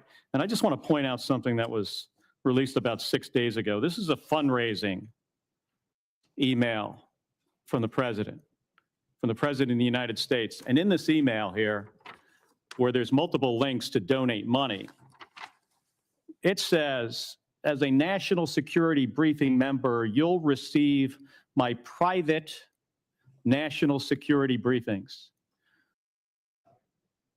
Director Gabbard or Director Ratcliffe, do you think the public should be able to, supporters of the president should be able to pay and receive his private national security briefings? I assume these are briefings, Director Ratcliffe, that you provide to the president that is now going to be provided to somebody who makes a Regardless donation. of what that I don't know what that document is, but regardless of what it says, it didn't happen. Oh, no, this is new. But what I'm telling you is that The Hatch Act would prevent me from an apolitical role from engaging in that. I'm not aware that anything like that happened. Yeah, this says unfiltered updates. So Director Gabbard, do you have any comment on whether unfiltered updates of private national security briefings should be made to individuals that donate to the president? I'm not familiar with that document, and It's been made very public 6 days ago. We'll get you a copy here because I agree with you, Director Ratcliffe, that the Hatch Act should prohibit this type of conduct. Thank you. Senator Langford joins us from what I gather is a very exciting confirmation hearing for Senator Mullen. It is actually. For all of you, thank you. Thank you for the time that you give to the country to be able to serve, for your families and the sacrifice that you make to be able to do this, and all the professionals who work around you. Please pass on our gratitude to them because they work incredibly hard and difficult tasks in this. I want to talk about something that's a little closer to home on this. A lot of Oklahomans that I talk to, and quite frankly, folks even outside the state on it, when they think about threats, as strange as this may sound to those of us that deal with missiles and ballistics, they think about the threat to their family and to their income and to who they are. And a lot of it is international scammers that are now reaching into the United States to be able to gather data or to be able to steal money from them. AI has accelerated this dramatically, and I know the Worldwide Threats has mentioned this and some of the challenges that we face on it, but the challenge is getting bigger. FBI had noted that in 2024, it was almost $17 billion that was assumed lost to scammers, a lot of those internationals. Some estimates are as high as $50 billion on it. AI continues to be able to accelerate the capabilities on it. OpenAI even noted now that they're putting online ads saying, if you've been scammed, here's a way to recover your money. And that is actually a scam. It's taking them to a fake FBI page where they can then turn in and to say, if you've been scammed, here's how the FBI is going to actually come help you to recover it. But even that page is fake, and they're going to be able to steal their information. This is accelerating at a pace that's pretty dramatic with the use of AI on this. Director Patel, I know that you guys are on it. I know that there's multiple entities on it, but this is a big challenge. And a lot of Americans are very, very concerned about the threat to their families. They may have their parents that are more vulnerable at this time and being targeted. How do we take some of this on to be able to confront what's happening online, to be able to attack people and to be able to scam them? Thank you, Senator. And it's with any other high priority operation that the FBI runs, whether it's CICT or we're talking about scamming and scam centers here. One, you have to drown and get online with your online covert employees and platforms. And we've increased funding. And we've also, what we've done strategically is move people out of Washington, D.C. on the intel analyst front and the support staff front to places like Oklahoma. Actually, every single state across the country has received a plus up because of that. And what we've created is the Internet Crime Complaint Center, the IC3, which I know you're familiar with in reference. So what we're doing on the homeland is going out into the streets of America, on the online platforms in America, and shutting down those networks and shutting down the capability of AI to interfere. But I think the bigger term project, what we're doing overseas, that's the key to this. Right. The scam center compounds are largely located in Cambodia and Burma and on the Thai border. I've already engaged with the premiers of each and every one of those countries. We've done so to switch off access to the internet with those governments to make sure that those compounds, they're literal compounds that are being built, and we can get into that in the classified center, that are fleecing Americans and senior citizens all the way from Southeast Asia, because they are backed by the CCP to build those compounds because they know it's going to hurt everyday Americans. So us, which we have successfully already eliminated and scuttled, numerous compounds in Cambodia and Burma and Thailand, is the big picture, the big part of the lift overseas. What we're going to do is go into those countries and shut down every single scam center compound. Which is very helpful, and every American is thinking about this and talking about it. Director Patel, I'm going to stay with you. The counter-narcotics work has been phenomenal in the past year and a half. The amount of methamphetamine and fentanyl that have been seized coming across our border has been dramatic, and that has a real effect to what's actually coming at families in my state on it. What I'm interested in is, how are you partnering with local law enforcement to continue to accelerate this process? What does that look like for FBI? Absolutely, Senator. The counter-narcotic mission can't be complete without state and local law enforcement. So we are embedding more task force officers across the country on the specific counter-narcotics mission. We've also stood up with our interagency partners in Tucson, Arizona, the Southern Border Intelligence Center, specifically on the counter-narcotic mission, so that we can utilize the Department of War and interagency capabilities on the law enforcement front. That's why we seized enough fentanyl in 2025 to kill 178 million Americans. That's a 31% increase year over year. And here's a statistic that everybody should be proud of. Opioid overdose deaths from last year dropped 20 points. 20 points from across the country. And in Oklahoma specifically, Senator, we seized enough kilograms of cocaine to include a 232% increase in the state of Oklahoma alone, and enough fentanyl to kill 500,000 Oklahomans. We can't do that unless we have great police partnerships, which has been a priority of mine, which is why I've embedded police officers here at headquarters from around the country to make sure we have that connectivity. And I've shortened the task force officer onboarding pipeline from 1 to 2 years to 90 days. We need them. Yeah, we do. Director Ratcliffe, the annual threat assessment highlights this year the Muslim Brotherhood in particular, and calls out some of their financial and material support on this. That may be surprising to some folks here, but it's not surprising to folks all across the Middle East in the threat that the Muslim Brotherhood continues to pose to so many governments and entities across the world on that. How is the Muslim Brotherhood financing itself and its acts of terrorism? And is there something that we need to do here to be able to make sure that we're protecting Americans in the threat? Senator, I think with regard to the Muslim Brotherhood abroad, we view that just as we do other proxies across the Middle East, the Houthis and other groups. And I can relate to you that the CIA is very focused on the counterterrorism front. You weren't here before. Right. I said in the classified portion I would get into the CIA's success with regard to groups like the Muslim Brotherhood in a classified setting, where I can share with you the impact that we're having. But and across the board with regard to terrorist groups and our counterterrorism activities, I can publicly characterize it as saying we've accomplished more in the last year than in the 4 years of the prior administration combined. So hopefully it gives you some measure of comfort about how we're approaching things and the effectiveness that we've had in the last year in that regard. And I look forward to getting into detail in the classified portion. Look forward to that. Thank you. Senator Reed. Thank you very much, Mr. Chairman. Ladies and gentlemen, thank you.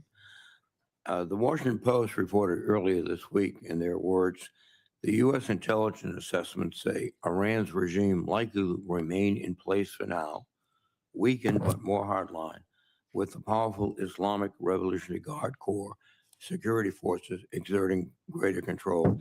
Director Gabbard, do you stand by that reported intelligence community assessment? I don't stand by any leaked so-called intelligence to the media. I do stand by the intelligence community's assessment that was included in the annual threat assessment that speaks directly to this issue, that as of this moment, the regime maintains power within Iran, even though they are vastly degraded on almost every front. Do you think that the killing of the Ayatollah and his wife and other family members and key people contributed to the picking of a hardline successor? Senator, the intelligence community's assessment has pointed to a number of different scenarios that went into play with the selection of the successor. The details of that we can discuss in a closed hearing with regard to the intelligence reporting. Is the regime in Iran now trying to promote the deceased Ayatollah as a martyr who should be followed, and does that help them consolidate support? Senator, the Iranians are certainly using that as a call to action. The effects of that from an intelligence standpoint remain to be seen.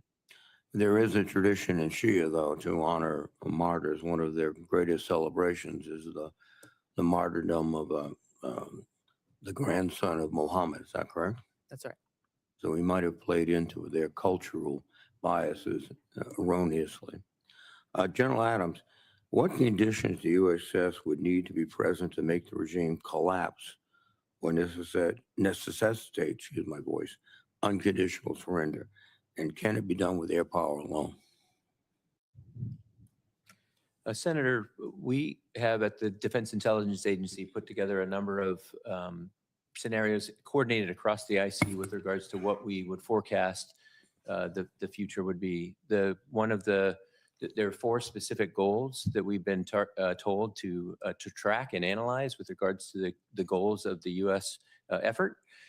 They've been articulated earlier in the hearing, so I won't hammer on those. But with regards to the collapse of the regime, specific perpetuation, like what would precipitate that, we would like to. I would prefer to talk about that in the classified hearing.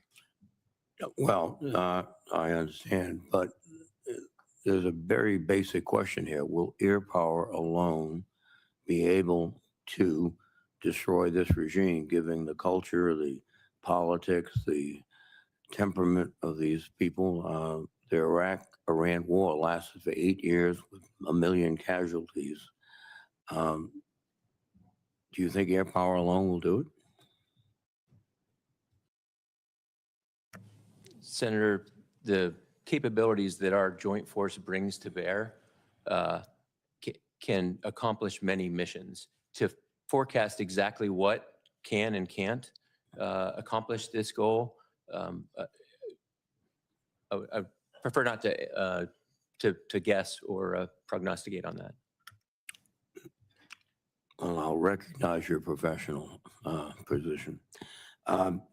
U.S. Special Envoy Steve Witkoff recently stated that Russian leaders told Trump on a call that they were not sharing intelligence with Iran. Witkoff said, quote, "We can take them at their word." Director Gabbard and Ratcliffe, do you take President Putin at his word? I'll go ahead and answer. No, I don't take Vladimir Putin at his word. Are they providing intelligence to the Iranians? Well, we talked about this before. Yes, sir.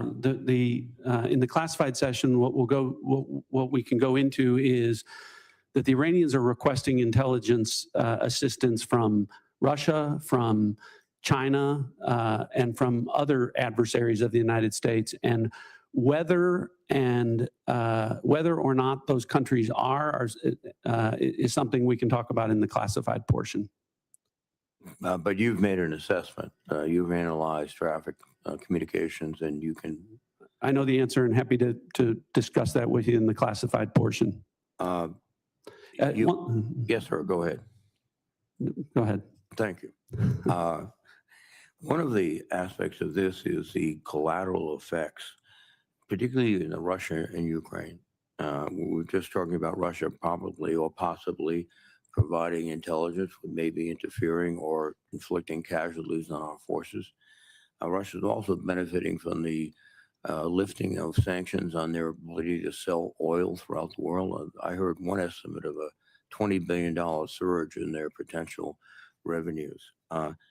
Ukraine, on the other hand, is facing perhaps a disrupted supply chain of missiles and other equipment because they're being devoted to this operation. So, General Adams, can you just give me your impression of the effect of the battle on Russia and Ukraine at the moment, of this battle? Well, from our collections, the effect of the epic fury on the Russian-Ukrainian battle has been indirect, not direct. We do track very carefully what benefits or, as you alluded to, the collateral effects of what we're doing and how it impacts.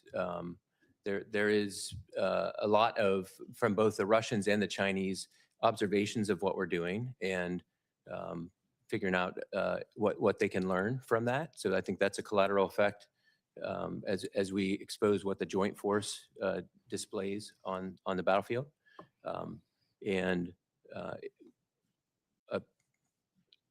I think we can talk in a little more detail as we move to the classified session, some of the things that we're collecting specifically about what those effects are. Thank you very much, sir. Thank you, Mr. Senator Chairman. Ossoff. Thank you, Mr. Chairman. Thank you all for being here. Before I ask you a few questions, I want to call everyone's attention again to this fundraising email signed by the president that Senator Kelly mentioned earlier, in which the President of the United States invites his campaign donors to, quote, claim your spot, join now to receive private national security briefings, to his political donors, featuring a photo of the president at a dignified transfer ceremony with a flag-draped coffin of an American service member killed in action returning to their family. And the American people need to know that the President of the United States is fundraising for his political campaign and his PAC using images of American service members killed in action, and it's a disgrace. Now, Director Gabbard, I'd like to reground this in your core responsibilities. Under the law, you are responsible for providing national intelligence to the president, correct? Yes, And to the heads of executive branch departments and agencies, yes? yes. And to the chairman of the Joint Chiefs and senior military commanders? Across the IC, yes, And to the Senate and the House and relevant committees, correct? yes, And the law states that the national intelligence you provide to Congress, quote, should be timely, objective, and independent of political considerations, correct? yes, And you noted in your opening statement, you're here fulfilling a statutory responsibility and that your testimony, quote, represents the IC's assessment of threats, That's right. correct? That opening statement, as submitted to the committee in advance of this hearing, stated that as a result of last summer's airstrikes, quote, Iran's nuclear enrichment program was obliterated, end quote, correct? that's right. And is that in fact the assessment of the intelligence community? Yes, So the assessment of the intelligence community is that Iran's nuclear enrichment program was obliterated by last summer's airstrikes. yes, In the opening statement you submitted to the committee last night also stated, quote, there has been no effort since then to try to rebuild their enrichment capability, end quote, correct? that's right. And that's the assessment of the intelligence community. Yes, The White House stated on March 1st of this year that this war was launched and was, quote, a military campaign to eliminate the imminent nuclear threat posed by the Iranian regime, end quote. That's a statement from the White House. Quote, the imminent nuclear threat posed by the Iranian regime. Was it the assessment of the intelligence community that there was an imminent nuclear threat posed by the Iranian regime? the intelligence community assessed that Iran maintained the intention to rebuild and to continue to grow their nuclear enrichment capability. Was it the assessment of the intelligence community that there was a, quote, imminent nuclear threat posed by the Iranian regime, yes or no? Senator, the only person who can determine what is and is not an imminent threat is the president. False. and he This is the made that worldwide, this is the determination. worldwide threats hearing where you present to Congress national intelligence, timely, objective, and independent of political considerations. You've stated today that the intelligence community's assessment is that Iran's nuclear enrichment program was obliterated and that, quote, there had been no efforts since then to try to rebuild their enrichment capability. Was it the intelligence community's assessment that nevertheless, despite this obliteration, there was a, quote, imminent nuclear threat posed by the Iranian regime? Yes or no? It is not the intelligence community's responsibility to determine what is and is not an imminent threat. Okay. That is up to the Here's the president problem. based on a volume No, of it is information precisely, that he receives. it is precisely your responsibility to determine what constitutes a threat to the United States. This is the worldwide threats hearing where, as you noted in your opening testimony, quote, "You represent the IC's assessment of threats." You are here to represent the IC's assessment of threats. That's a quote from your own opening statement. And so my question is, as you're here to present the IC's assessment of threats, was it the assessment of the intelligence community that, as the White House claimed on March 1st, there was a, quote, imminent nuclear threat posed by the Iranian regime? Yes or no? Once again, Senator, the intelligence community has provided the inputs that make up this annual threat assessment. You won't answer the It is the question. nature of the imminent threat that the president has to make that determination based on a collection and volume You're here of to be information and timely. intelligence that he is You're here- provided with. You're here to be timely, objective, and independent of political considerations. Exactly what I'm doing. No, you're evading a question because to provide a candid response to the committee would contradict a statement from the White House. Let me ask you about your presence in Fulton County on January 28th of this year. You were present at the FBI's raid on the Fulton County Elections Office on January 28th, correct? I was present for part of the FBI exercising a warrant approved by a municipal judge. Yes, to and the obtain FBI was there executing, the investigation. FBI was there executing that warrant to seize ballots and materials associated with the 2020 election, correct? Yes, And are you aware that members of this committee have already opened inquiries into your election-related activities? yes, And are you aware that your general counsel and deputy general counsel have already provided testimony to this committee regarding those activities? yes, On February 2nd, you sent a letter to Senator Warner regarding your presence at the raid. Was that letter accurate? I don't recall the exact date, but if I sent a letter that had my signature, it was accurate. You stated in the letter that your presence at the raid was, quote, requested by the president, correct? Yes, When did the president request your presence at the raid? the day of the raid, the warrant execution commencing. The day of the raid. Yes, He called you on the phone? I'm not going to disclose how the message was delivered, but it was a request from the president's administration to go and help oversee this warrant being executed along with the deputy director of the FBI. Is it your and role to thank oversee? the FBI agents who were conducting Is it this your warrant. role to oversee the execution of criminal warrants? It is my role, based on statute that Congress has passed, to have oversight over election security, to include counterintelligence. But you said to you include you oversaw the raid, correct? You just testified you oversaw the raid?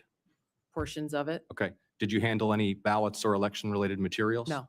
You were inside an FBI evidence truck, correct? You were photographed inside an FBI It evidence was an truck. empty truck, yes. The president stated, quote, you looked at Senator's time has votes that expired. wanted to be checked out. The Is that senator's accurate? time is expired. Did you look at votes as the president Senator stated? Ossoff, your time has expired. You respond You for can the have her. record? No, she cannot respond No, because for the record, will the director please respond for the record to that question is my I'm happy to question. respond to questions for the record. Thank you, Director Gabbard. thank you. Vice Chairman? I just want to, not going to go back to this issue. I'm sure we'll address in the closed setting, but I am very disappointed. This is the only one time a year the public gets to hear from you guys in this kind of setting. And the fact that we have repeated public reporting, including a major story in the Wall Street Journal today about China and Russia assisting Iran, which seems obvious and evident, and none of you would confirm that publicly, I think doesn't give the American people the full challenges of this war. I would add what I said earlier, that the media is not a classification authority, but certainly sounds like something Russia and China would do, and they have done for decades in the past to Americans. To wrap up a little business here before we adjourn the open session, we will reconvene in 30 minutes in our usual location for the closed session. That's at 12:56 promptly. I do want to note for the record that Senator Young cannot join us. He is at Dover Air Force Base for the dignified transfer of remains for one of our fallen heroes, a Hoosier. And I would invite everyone to join Senator Young in praying for the family and friends of that soldier and all the soldiers who have given their life in the defense of our freedom and security. General Hartman, I want to again acknowledge you, given your impending retirement, since this is your last appearance for the committee. I'm sure you hope, and I'm sure that the thing you'll miss most about your long career in uniform is testifying before Congress. I remind members that questions for the record will be due by the close of business on Friday, March 20, and the audience will remain seated for a moment so that our witnesses and members may exit and proceed promptly to the closed session. This open session is adjourned.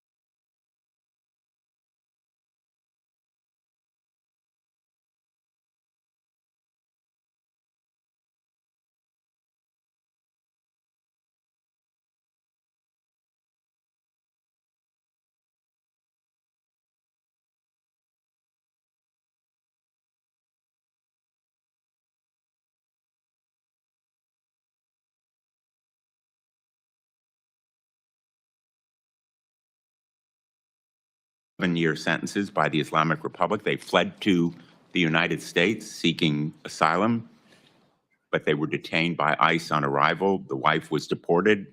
She managed to take refuge in Turkey. The husband, I'll call him Mr. H, is still here, but he's facing deportation despite showing scars from the beating he received by a government gang. I have both of their declarations. I'd like them to be entered in the record. There are Iranian American organizations like the Iranian American Legal Defense Fund that have further information. I have no doubt that you share my outrage about the treatment of this couple and other Iranian nationals who were deported possibly to torture and death in Iran. Will you agree with me and commit that we should stop deporting such people?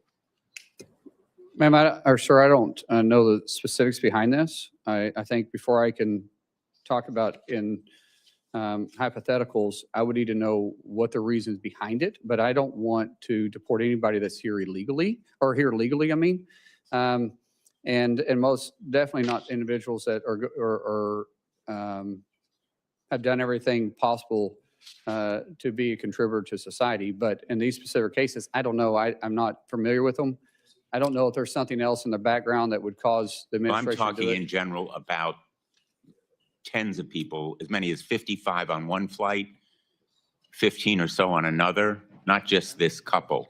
But in principle, we should not be sending Iranian dissidents and asylum seekers back to Iran. Wouldn't you agree? Sir, we do know that our enemies want to infiltrate us and use our rules and our generosity against us.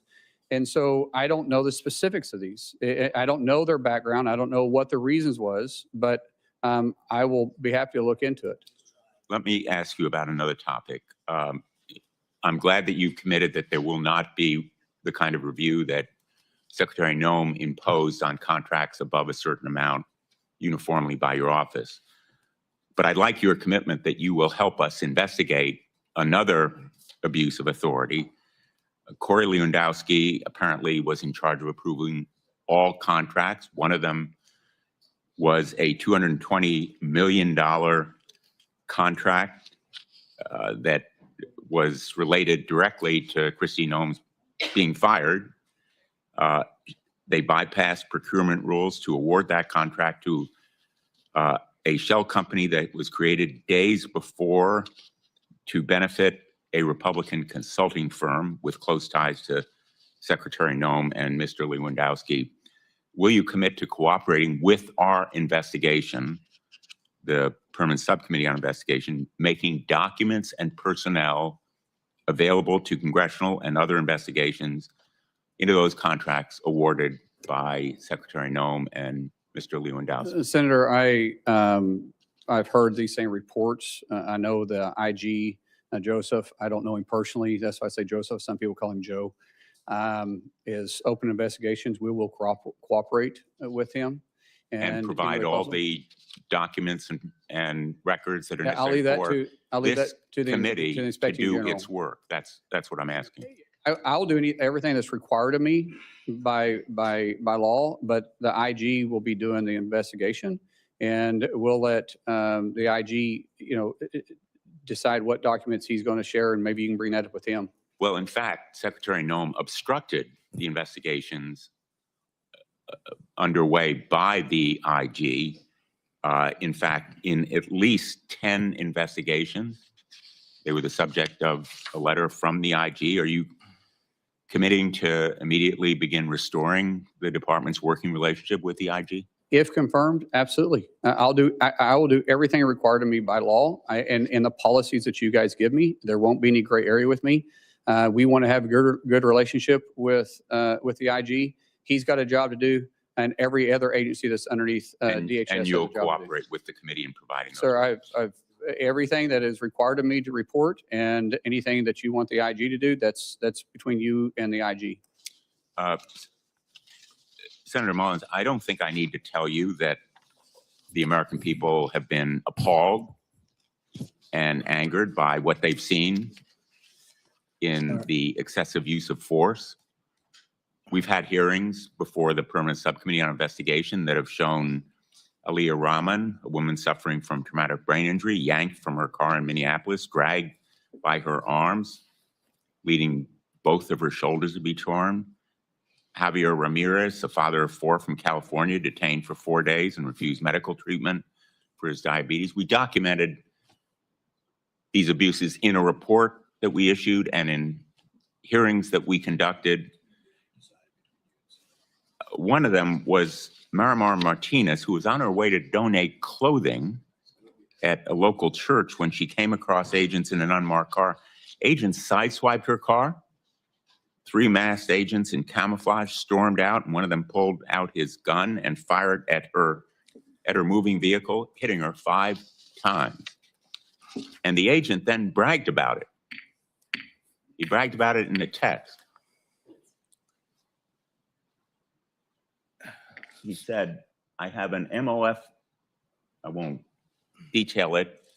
I fired 5 rounds and she had 7 holes. Put that in your book, boys. Shouldn't we be disgusted by an agent that fires at a U.S. citizen, no criminal record? She was charged. Senator Bloom, the charges were dismissed. Wouldn't you agree with me that that agent should not be carrying a firearm? I'm not familiar with the investigation, sir, and I don't know if the investigation is completed. As Secretary, I'm sure I'll be briefed on this. All right, time's expired. I know these are important issues, but we just have to move on. We're going to finish up with Senator Kim, then we're going to make a statement that hopefully can be agreeable for a meeting later. Senator Kim. I'll be concise here, All right. Chairman. Senator, there's just a couple last things here. A couple weeks ago, we had a hearing here, and I was engaged with the head of USCIS, and I raised an issue that happened in San Diego of spouses of military members and veterans. They were going in to get interviewed for a green card and were arrested upon their arrival. I just wanted to get your reaction to that. Like, is that the kind of behavior you think is acceptable?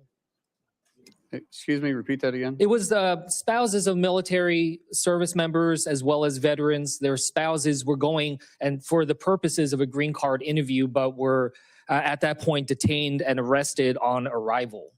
I've heard of, I haven't heard about this. I've heard of different reports, Senator, and if people are going through the process and trying to obtain it legally, because we do have naturalization ceremonies Monday through Friday in That's this right. country everywhere. We're going to continue working with those individuals. I don't know the circumstances. I don't know. I'll pass you the details, but it's Yeah. something that we can talk through. But just in general here, I guess what I'm just trying to get a sense from you is what you think is appropriate in terms of ICE agents being able to operate. For instance, do you think it is okay for them to operate and arrest people at hospitals? Sir, I will always support my law enforcement doing their job. I don't know the circumstances. If it's a felony warrant that that the person's at a hospital, then they'll go pick up the felony warranty, just like local law enforcement does the same thing. And so in general, I think you need to be more specific on what you're talking about. But if you're talking about just doing everyday law enforcement, I think there's a better approach. Senator, I just want to raise, I just hear a lot of this from my own community about concerns of these types of efforts out, in and around hospitals, schools, churches. These are things that I hope we can engage on. I know you talked about it with one of my colleagues about polling sites, but these are important discussions, and we don't have clarity on what we are expected to see, and it's causing just an enormous amount of concern and challenge within our communities. Well, Senator, I don't understand what the concern about enforcing immigration at polling places is anyways, because honestly, if you're not a citizen, you shouldn't be voting anyway. So technically there shouldn't be any illegals at the polling spot. And so, as I've said before, if we're at a polling area, it's because of a specific threat, not for immigration. Yeah, look, what I will just convey here is it's not just about people who are undocumented. I'm hearing from American citizens that are now feeling like they need to carry their passports around for fear of being stopped on the street. There is a chilling effect that is happening that is wider. I had to give my father-in-law specific instructions in case he was stopped upon re-entry back into the United States. There is real concern out there, and I just wanted to express that to you. Just a couple last quick things here. At the detention facility in New Jersey, a different one called Delaney Hall, I was there right after a gentleman died there. And there was really no documentation, really minimal explanation of his cause of death. There was 32 deaths at detention facilities under ICE control last year. Yet the oversight offices at DHS to do this, offices like the Office of Civil Rights and Civil Liberties, the Office of Immigration Detention Oversights, they've been gutted. And I just wanted to ask, do you commit to being able to ensure that there is the proper oversight there internally within DHS, working alongside us in Congress to ensure that people are being kept at the dignified levels that they should according to a law? Each facility falls underneath different standards of operation that are in statutes. We will operate within those statutes. Everybody deserves to be treated with a dignified hand, and we will follow those procedures that are set for those facilities particularly. Well, I hope to work with you on that if you're confirmed, because we need to make sure we have that oversight, as we have not been able to see it. And in fact, some of our efforts have been impeded because we have not been able to have visitation at some of these sites, and I hope that that's something you will support us be able to have. One last thing I just wanted to raise. With FEMA, there was a number of employees that sent an open letter titled the Katrina Declaration. This is something that warned about some of the reversals that are being made when it comes to disaster response and recovery. Your predecessor, Secretary Noem, she suspended a number of these FEMA employees. I just wanted to ask, can you commit that if confirmed, you will adhere to whistleblower laws and ensure that these whistleblowers do not face retaliation for their protected disclosure? So there's already laws in place to protect whistleblowers, and I've said multiple times, I'll work within the law and the requirements of me as secretary. And I hope that means that you will ensure that these whistleblowers do not face unlawful retaliation for what they have done. It's against the law, as you said, unlawful, sir. I said I'm going to work within the law, and that's unlawful. Okay. With that, I'll yield back. Thank you. As I said previously, we've scheduled a vote for tomorrow. I'm committed to that. There are several members on both sides of the aisle that would like a briefing in the SCIF. They have it from 1 to 2. If you're willing to do that, several members would like just to walk over and do it. And I think that makes it much more likely that we have the vote tomorrow. Sir, I would prefer to have the ranking member, yourself, James, and if you want to bring another Democrat member that's on. It's all or none. All the members need to be able to hear it directly. The problem up here is too many things are siloed, and it just looks like resistance that you don't want everything to come out. It'd be much more forthcoming if you let any member of the committee and classified staff into it. I think we can get this done this afternoon. That's fine, as long as it's in a classified setting. As long as what? Yeah, that's fine. The people classified security on our staff and staff. TSCI. TSSCI, yes. All right. All right. Thanks, everybody, for coming today. The nominee has filed responses to biographical and financial questionnaires, answered pre-hearing questions submitted by the committee, and had their financial statements reviewed by the Office of Government Ethics. Without objection, this information will be made part of the hearing record, with the exception of the nominee's financial data, which are on file with the committee. Due to the quick turnaround between this hearing and the markup tomorrow, the hearing will remain open until 4 p.m. today, March 18th. This hearing is adjourned.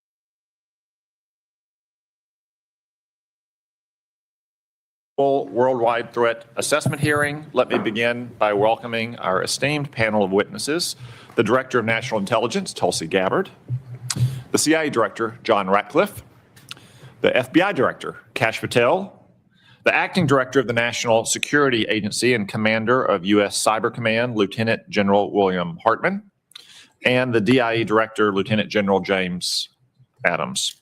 Thank you all for your appearance today and for your service. I also want to offer a special thanks to General Hartman, who is about to enter a well-earned and well-deserved retirement. General, on behalf of the committee, thank you for your lifetime of service to our nation. I'd first like to take this opportunity to commend the thousands of men and women in our intelligence agencies whom our witnesses represent. Our intelligence professionals are second to none. Because of their service, their dedication, and their sacrifice, Americans are safer at home and around the world. But because of the nature of their work, grateful Americans don't buy their lunch at restaurants or even have a chance to say thank you. So on their behalf, let me simply say thank you. I want to make two basic points this morning. First, the world is always a dangerous place, especially for America. But thanks to your agencies and President Trump's leadership, the world isn't quite as dangerous for Americans as it was a year ago. Thanks to the efforts of our military and intelligence personnel, including my fellow Arkansans who are now serving in the Middle East, the Iranian revolutionary regime that terrorized the world for 47 years is finally knocked on its back foot. Last summer, we devastated Iran's nuclear facilities. In recent weeks, we've eliminated Iran's top leadership, pummeled its military, sunk its navy, destroyed its missiles, neutered its proxies, and left its economy reeling. After 47 years of indecision and timidity, America has finally put our foot down. I'm also pleased to report that things have improved a lot in our own backyard now that Venezuela's illegitimate communist dictator, Nicolas Maduro, is rotting in a New York prison. Only the United States could execute a military and intelligence operation of this difficulty without a single American life lost. Our military is awesome, but these operations wouldn't have succeeded, and they probably wouldn't have even been tried without timely, accurate, and fact-based intelligence from your agencies. These successful operations are a testament to our intelligence professionals' ability to expose and uncover critical details about America's enemies. So let this be a warning to those who wish America harm. We leave no stone unturned, and there's no one or no thing close to you that might not betray you. Today's hearing is an opportunity for the American people to hear an unvarnished and unbiased account of the remaining threats we face, from communist China, North Korea, and Russia to the east to narco-terrorist cartels here at home. These threats truly do span the globe. And for my second point, your agencies have improved over the last year thanks to reforms that has gotten them back to basics. Of course, my 2 points are related. When our intelligence agencies return to their core mission, stealing the secrets of our adversaries to deliver timely and needful intelligence, America is safer for it. These efforts are already bearing fruit. For example, last year, the CIA increased its foreign intelligence reporting by 25%. This year, the CIA is on track to hire and deploy more officers than at any point in the last quarter century. While I'm greatly encouraged by the progress, more remains to be done. We must always equip our intelligence personnel with the tools they need to do their jobs well and execute their missions. That's why I fully support President Trump's request for a clean reauthorization of FISA Section 702. And it's why I expect a healthy intelligence budget request in the administration's supplemental appropriations request to fund operations against Iran and narco-terrorists. No doubt our military needs supplemental funding, but our intelligence agencies need it just as badly. Moreover, I urge each of you to continue to make personnel and institutional reforms that will cement these changes and foreclose a return in the future to bureaucratic bloat, political bias, and excessive caution within your services. When I became chairman, I promised real reform across the entire intelligence community. Our first Intelligence Authorization Act set the foundation for a more efficient intelligence community by, for example, reorganizing the ODNI, improving the security of CIA installations, and directing resources towards foreign intelligence collection and covert action. This year, I look forward to going further, namely by growing our cadre of collectors, making generational investments in core capabilities, providing new capabilities to defend our space assets, and further codifying reforms to guard against any future return of bloated and biased bureaucracy. I look forward to working with you towards these ends. I now recognize the Vice Chairman. Thank you, Mr. Chairman. And let me also offer a good morning to our witnesses. Let me also join you, Mr. Chairman, and begin by thanking literally the tens of thousands of men and women across America's intelligence community who work every day to keep our country safe. Their work is by necessity secret. That is the nature of intelligence. But that is also why hearings like this one matter so much. Over the past year, we have seen a series of developments that raise serious concerns about the erosion of safeguards that protect both our democracy and our security. And nowhere is that more worrying than when it comes to the integrity of our elections. For decades now, our intelligence community has warned that foreign adversaries, including Russia, China, and Iran, are actively seeking to shape the outcome of American elections. These efforts have included cyber intrusions, disinformation campaigns, and covert influence operations designed to divide Americans and undermine our confidence in our democratic institutions.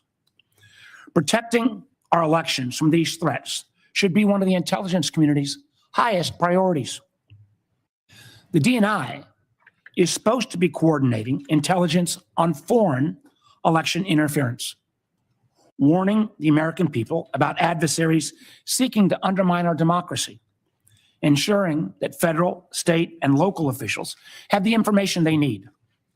Congress even required the creation of a foreign malign influence center inside the office of the DNI to coordinate the intelligence community's response to foreign election interference and ensure that these threats are properly shared across the government. That is the mission Congress assigned to the DNI. But while foreign adversaries are actively probing our democratic institutions, the DNI has eliminated the Foreign Malign Influence Center and does not have a designated official coordinating the response to election threats. And for months, the committee has repeatedly requested briefings from the IC, briefings that are required by law on legitimate foreign threats to the midterms. We have received no response.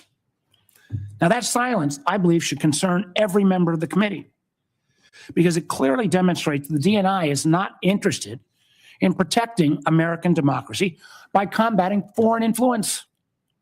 Instead, unfortunately, we have seen the DNI involve herself in purely domestic matters.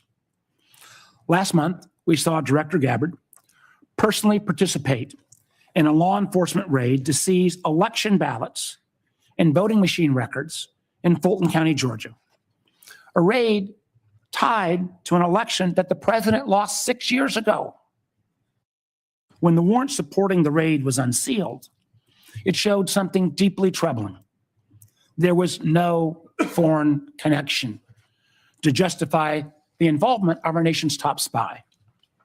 Instead, the predicate for the warrant was a slop of debunked conspiracy theories that had already been rejected repeatedly by courts, by independent investigators, and even by Georgia's own Republican Secretary of State. Yet the nation's top intelligence official was personally involved in this operation. This raises one very serious question. If the intelligence community is not being deployed to mobilize against foreign threats, why is it being deployed at all on a domestic issue? The DNI's appearance at this raid, as well as their involvement in seizing voting machines from Puerto Rico, suggests something that should also alarm every American. I believe an organized effort to misuse her national security powers to interfere in domestic politics and potentially provide a pretext for the president's unconstitutional efforts to seize control of the upcoming elections. Now, don't take my word for it. The president has repeatedly pushed for the nationalization of our elections, calling for federal government to override the state election laws and, quote, take over voting while continuing to make false statements about election fraud. And we have heard troubling rhetoric from senior officials that reinforce these concerns. As former Homeland Security Secretary Kristi Noem said publicly, we've been, and this is a quote, we've been proactive trying to make sure we have the right people voting, electing the right leaders to lead this country. At the same time, the administration has brought into government individuals promoting conspiracy theories about our elections. The so-called White House Director of Election Security and Integrity, Kurt Olson, played a key role in efforts to overturn the results of the 2020 election. Now, Mr. Olson holds a position inside the federal government with the authority to refer criminal investigations and access our most sensitive security information, all supposedly doing his witch hunts around elections. As a matter of fact, according to the court filings, he helped trigger the FBI seizure of the ballots in Fulton County. So it's worth asking, why is someone whose career has been devoted to undermining the legitimate results of a democratic election now operating from inside the federal government with access to law enforcement and intelligence authorities? What exactly has he been empowered to do? As members of our committee know, this committee was created in the aftermath of the unconstitutional abuses exposed after Watergate. The guardrails have been built around our intelligence and law enforcement agencies over the past several decades. Exist for a reason. Without them, America begins to look more like adversaries emphasized in this year's annual threat assessment: China, Russia, Iran, North Korea, and less like a democracy. Confronting these very clear and present threats to American security requires experienced professionals in intelligence agencies that are focused squarely on their mission. Instead, over the past year, we've seen actions that only serve to weaken them. Politically motivated purges at the FBI has resulted in the exodus of hundreds of agents and the reassignments of hundreds more from key national security areas like counterintelligence, counterterrorism, and cyber, and where they've been redeployed to? Immigration enforcement. In one troubling case, agents working on a task force focused on threats from Iran, clearly something that's pretty damn important right now, were dismissed because they had previously participated in the investigation of the president's mishandling of classified information. Elsewhere, the Bureau's budget is being slashed. Last year, it cut over $500 million, with the largest decreases from cyber, counterterrorism, and counterespionage. And the remaining scarce resources are being squandered on things like a $60 million jet for the director's personal travel so he can go golfing in Scotland or partying with athletes in Milan. In fact, according to a whistleblower account, those flights became so frequent they even delayed the Bureau's response to major incidents like the Charlie Kirk assassination or the shooting at Brown University. Credible reports also indicate that highly trained FBI agents from elite SWAT units have been reassigned to chauffeur his girlfriend, an unprecedented use of personnel whose training are actually intended for hunting violent criminals and neutralizing terrorists. Unfortunately, this dysfunction has not been limited to the FBI. Both the National Security Agency and the Defense Intelligence Agency, and this is no reflection on the two gentlemen sitting in front of us, were both left leaderless for months after the president fired their directors. One at the behest of a 9/11 conspiracy theorist, and the other for providing a fact-based assessment that contradicted the president's claims about obliterating Iran's nuclear program. Clearly, if the program had been truly obliterated, the president wouldn't be bombing again right now. And again, more than 1/3 of the personnel at CISA, created by Congress to protect critical infrastructure like power, water, and election systems, have been forced out. That seems like a real mistake as we still grapple with the intrusion called Typhoon and the recent Iranian cyber attack on Stryker. And we are now seeing in real time the cost to the State Department. Thousands of American citizens were trapped in a literal war zone with little assistance from their own government. For a time, those calling the State Department hotline for assistance were greeted with a pre-recorded message that said, quote, "Please do not rely on the U.S. government for assisted departure or evacuation." This was a foreseeable security crisis. When you start a war of choice, when there was no imminent threat, you should be able to prepare to make sure you get Americans out of the war zone. That same attitude, pushing some of our closest friends into the arms of our most capable foes, has profound consequences. Two of our most significant allies, Canada and the UK, are currently working to sign trade deals with China because they no longer believe the United States is a dependable partner. That's a remarkable statement in 2026. And in the president's war of choice with Iran, a war that has already killed 13 service members, cost Americans, taxpayers, billions of dollars, and scrambled supply chains from oil to fertilizer to aluminum, nobody answered the call when the president asked our allies to help reopen the Strait of Hormuz. As the president's own counterterrorism chief acknowledged in his resignation yesterday, Iran posed no imminent threat to the United States. Unfortunately, our allies have been alienated and distracted by the administration's unilateral threats like invading Greenland, and the result is clear.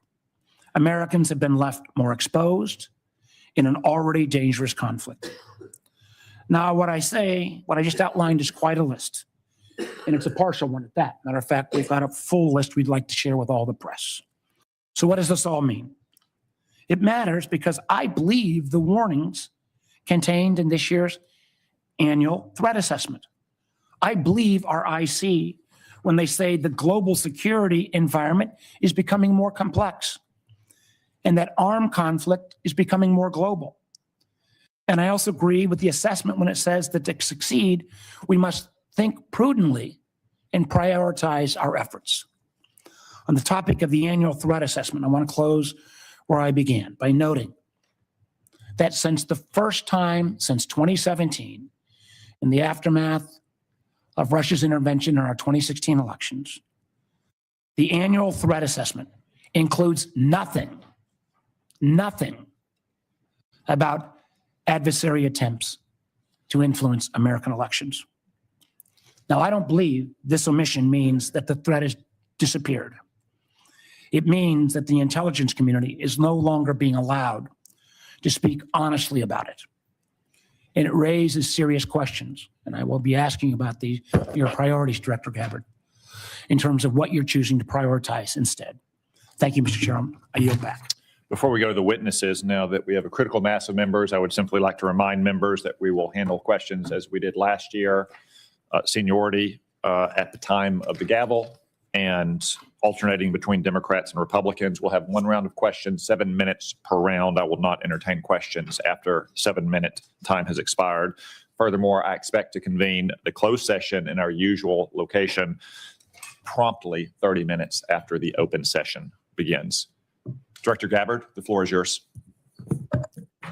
Thank you, Chairman Cotton, Vice Chair Warner, members of the committee. Good morning. I'm here today to present the 2026 Annual Threat Assessment, joined by the directors of the CIA, FBI, DIA, and NSA. Before I continue, on behalf of the intelligence community, I want to extend our thanks to General Hartman for his 37 years of service in uniform and closing out his 37 years with tremendous leadership of the NSA. This briefing is being provided in accordance with ODNI statutory responsibility. I'd like to remind those who are watching what I am briefing here today conveys the intelligence community's assessment of the threats facing U.S. citizens, our homeland, and our interests, not my personal views or opinions. In this assessment, we're following the structure of priorities that were laid out in the President's national security strategy, starting with threats to our homeland and then shifting to global risks.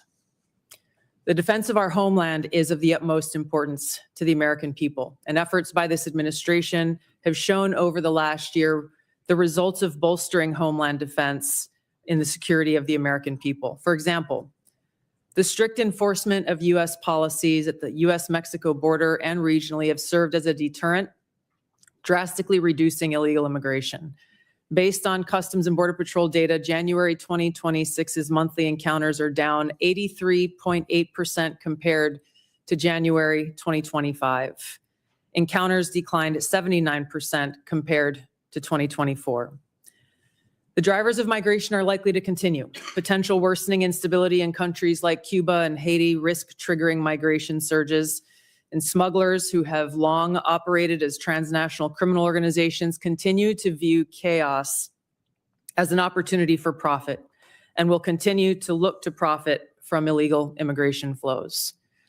These transnational criminal organizations continue to pose a daily and direct threat to the health and safety of millions of U.S. citizens, primarily and directly by producing and trafficking in illegal drugs.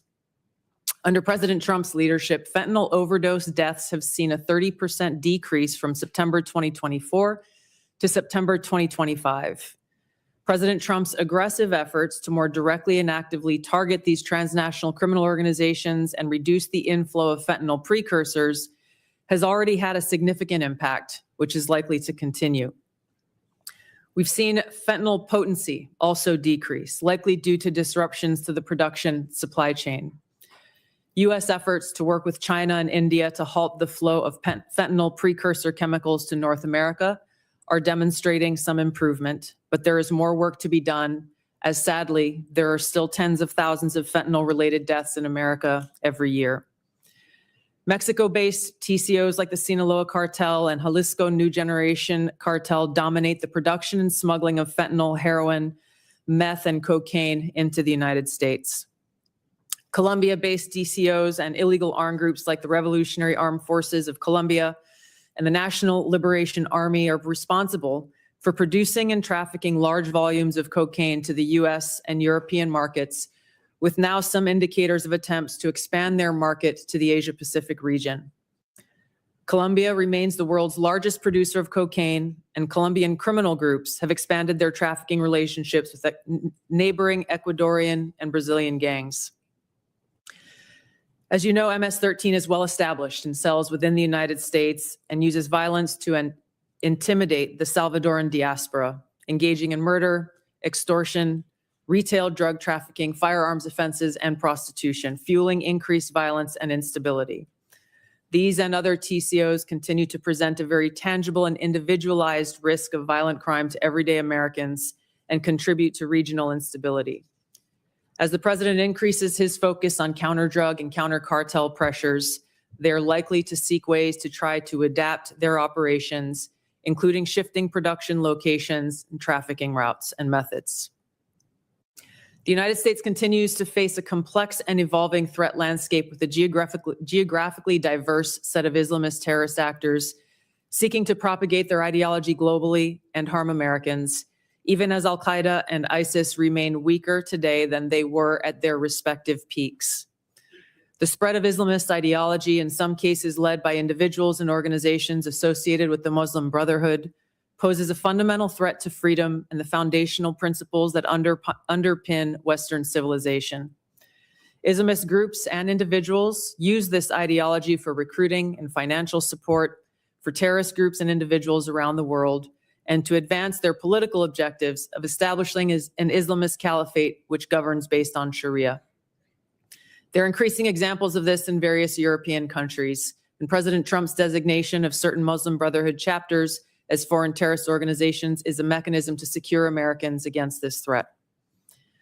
In response to setbacks to their capabilities of conducting large-scale complex attacks, Islamist terrorist groups have shifted toward focusing on executing information operations to spread propaganda and inspire or enable individuals located in or with access to the West.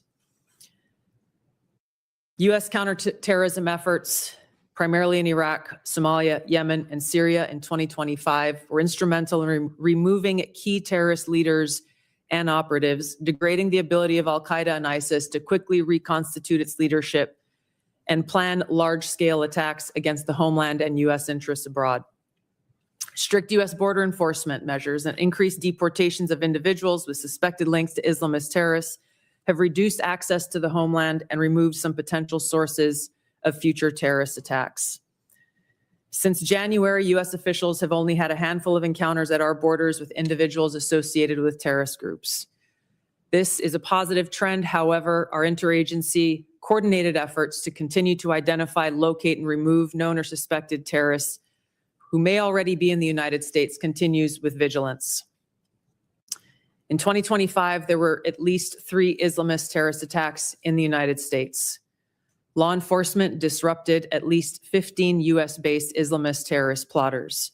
Roughly half of last year's disrupted plotters had some online contact with Islamist terrorists inspired by Islamist foreign terrorist organizations abroad. For example, in the recent attempt to attack a synagogue in Michigan, the shooter had familial ties to a Hezbollah leader. Al-Qaeda and ISIS pose the biggest threat to US interests overseas in parts of Africa, the Middle East, and South Asia, where these groups operate. In the Middle East, AQAP in Yemen, ISIS-K in South Asia, and ISIS in Syria are among the most likely groups conducting external plotting. ISIS in Syria is likely seeking to rebuild its ranks, expand support networks, and solicit funds by re-engaging with and recruiting from the likely hundreds of ISIS detainees and thousands of ISIS-linked women and children who were either released or escaped from prisons and displaced person camps that were previously run by the Syrian Democratic Forces in northeast Syria. Meanwhile, state actors present a risk broader in scope by seeking new capabilities in kinetic and cyber warfare. The United States' secure nuclear deterrent continues to ensure safety in the homeland against strategic threats.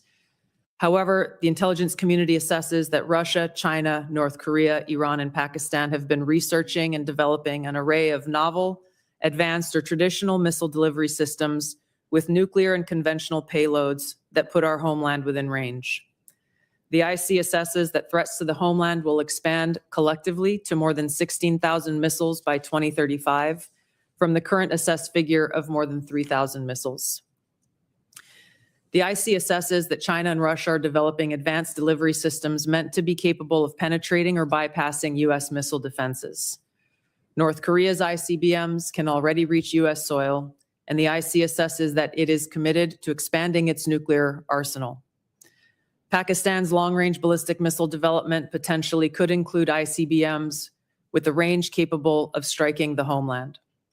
The IC assesses that Iran has previously demonstrated space launch and other technology it could use to begin to develop a militarily viable ICBM before 2035, should Tehran attempt to pursue that capability.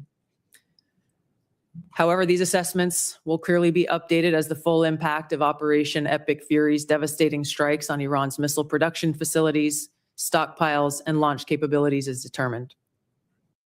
These nations collectively will likely seek to understand U.S. plans for advanced missile defense for the homeland, probably for the purpose of shaping their own missile development programs and assessing U.S. intentions regarding deterrence.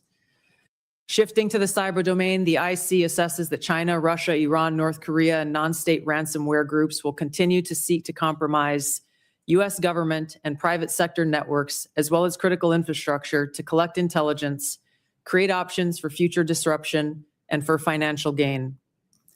The IC assesses that China and Russia present the most persistent and active threats and are continuing their R&D efforts. North Korea's cyber program is sophisticated and agile. In 2025 alone, North Korea's cryptocurrency heist probably stole $2 billion, which the IC assesses is helping to fund the regime and include further development of its strategic weapons programs. Financially or ideologically motivated non-state actors are becoming more bold, with ransomware groups shifting to faster, high-volume attacks that are harder to identify and mitigate. Innovation in the field of artificial intelligence will likely accelerate these threats in the cyber domain. The IC assesses that it will increasingly shape cyber operations, with both cyber operators and defenders using these tools to improve their speed and effectiveness. For example, in August of 2025, cyber actors used an AI tool to conduct a data extortion operation against international government, healthcare, and public health emergency service sectors, as well as religious institutions. Moving to the Arctic, the IC assesses that Russia, and to a lesser extent China, aim to strengthen their presence in the region through increased maritime trade, natural resource extraction, and military activity. Russia, which has the longest coastline in the Arctic, has long sought recognition of its polar great power status and is deploying more military forces and building new permanent infrastructure. China, though not an Arctic country, is engaged in more limited efforts in the region to advance its own strategic and economic interests. The IC assesses that China is the most capable competitor in the field of artificial intelligence. The IC assesses that AI capabilities are rapidly advancing and changing the threat landscape, as this is a defining technology that enables computers and machines to simulate human learning comprehension, problem solving, creativity, and autonomy. It will be critical to ensure that humans remain in control of how AI is used and of the machines that may threaten to autonomously violate the interests of the American people across all domains. AI adoption at scale across the spectrum of usage poses serious risks. AI has the potential to aid in weapons and systems design and has been used in recent conflicts to influence targeting and streamline decision-making, underscoring the risk and likely threats that could manifest on the battlefield.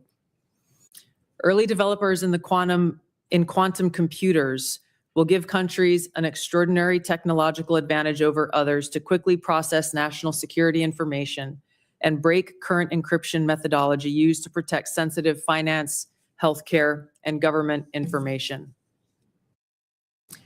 The global security landscape is volatile and complex, with armed conflict growing more common and posing potential threats against U.S. interests. Strategic competition and regional and smaller powers are becoming more willing to use force to pursue their interests, heightening the risk of conflict.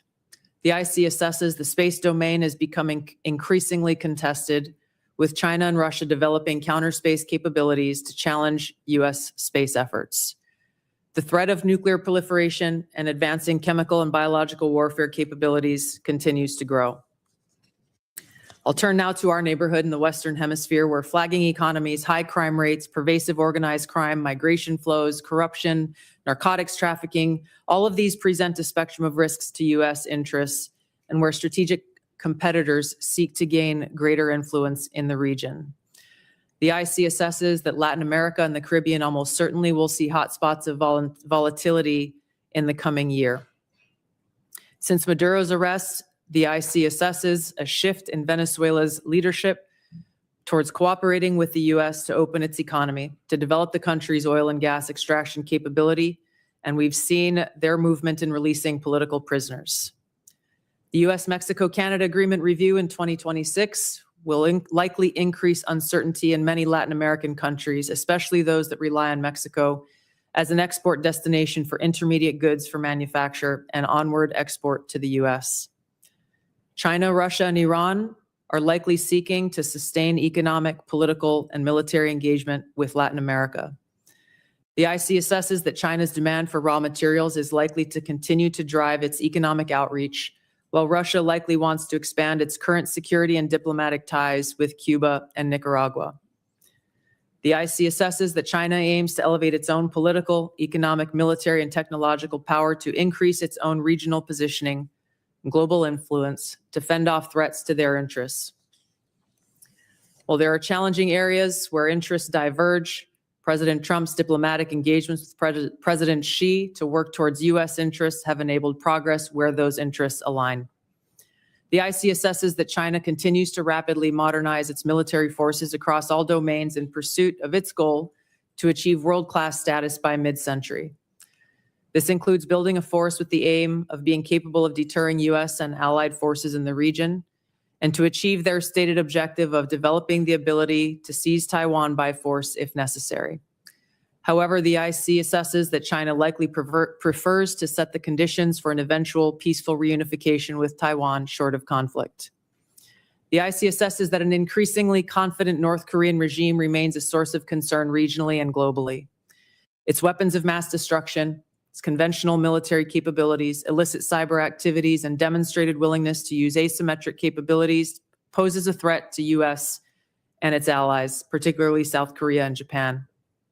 North Korea's partnership with Russia is growing, and in 2025, Kim took steps to improve ties with China, still North Korea's most important trading partner and economic benefactor. The IC assesses that North Korea's support for Russia in the war against Ukraine has increased North Korea's capabilities as their forces have gained combat experience in 21st century warfare, along with equipment.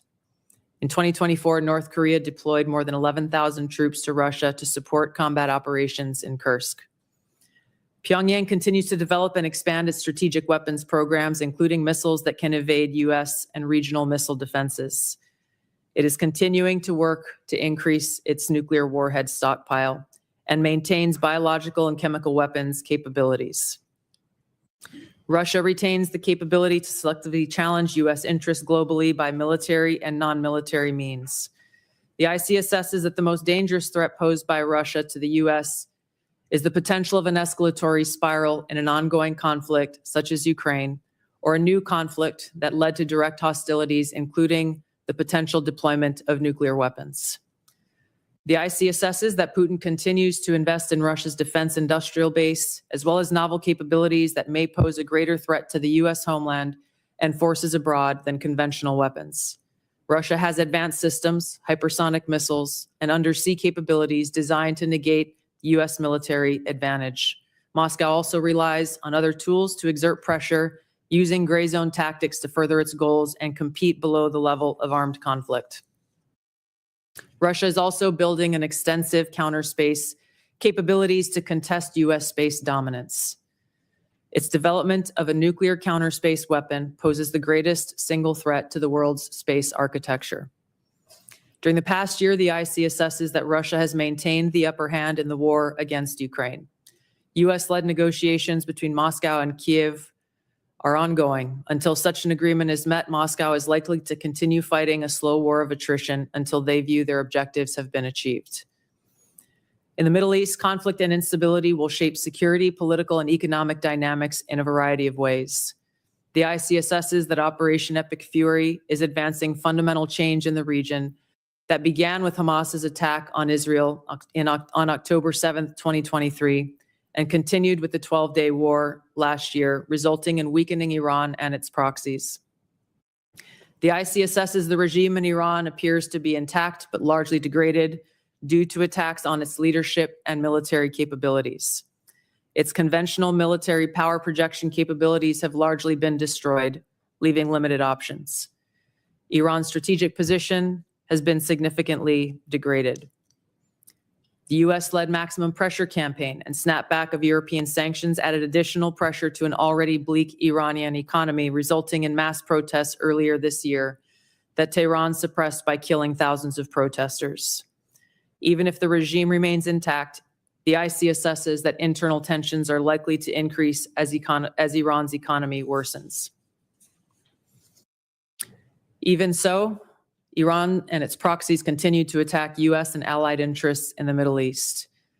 The IC assesses that if a hostile regime survives, it will likely seek to begin a years-long effort to rebuild its military, missiles, and UAV forces. Prior to Operation Epic Fury, the IC assesses Iran was trying to recover from the severe damage to its nuclear infrastructure sustained during the 12-day war and continued to refuse to comply with its nuclear obligations with the IAEA, refusing them access to key facilities. The IC assesses that China, Russia, and North Korea see the United States as a strategic competitor and potential adversary. Iran has long viewed the US as an adversary and is engaged in active conflict with the US as of today. These four countries, the IC assesses, are likely to continue their selective cooperation with each other, which could bolster their individual capabilities and threats to US interests more broadly. However, currently these relationships are primarily bilateral on selective issues and depend on broader circumstances, divergent sovereign interests, and in some cases, concerns over directly confronting the United States. These factors, the IC assesses, are likely to constrain their relationships.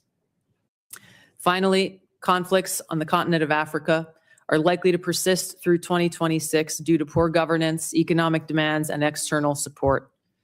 Tensions continue between Ethiopia and Eritrea, which could rapidly accelerate to conflict. Contentious national elections in Somalia could distract the federal government away from counterterrorism actions against al-Shabaab, which continues to conduct terror attacks while providing funding and propaganda support to other elements of al-Qaeda in Yemen. The civil war in Sudan continues even as external negotiations occur.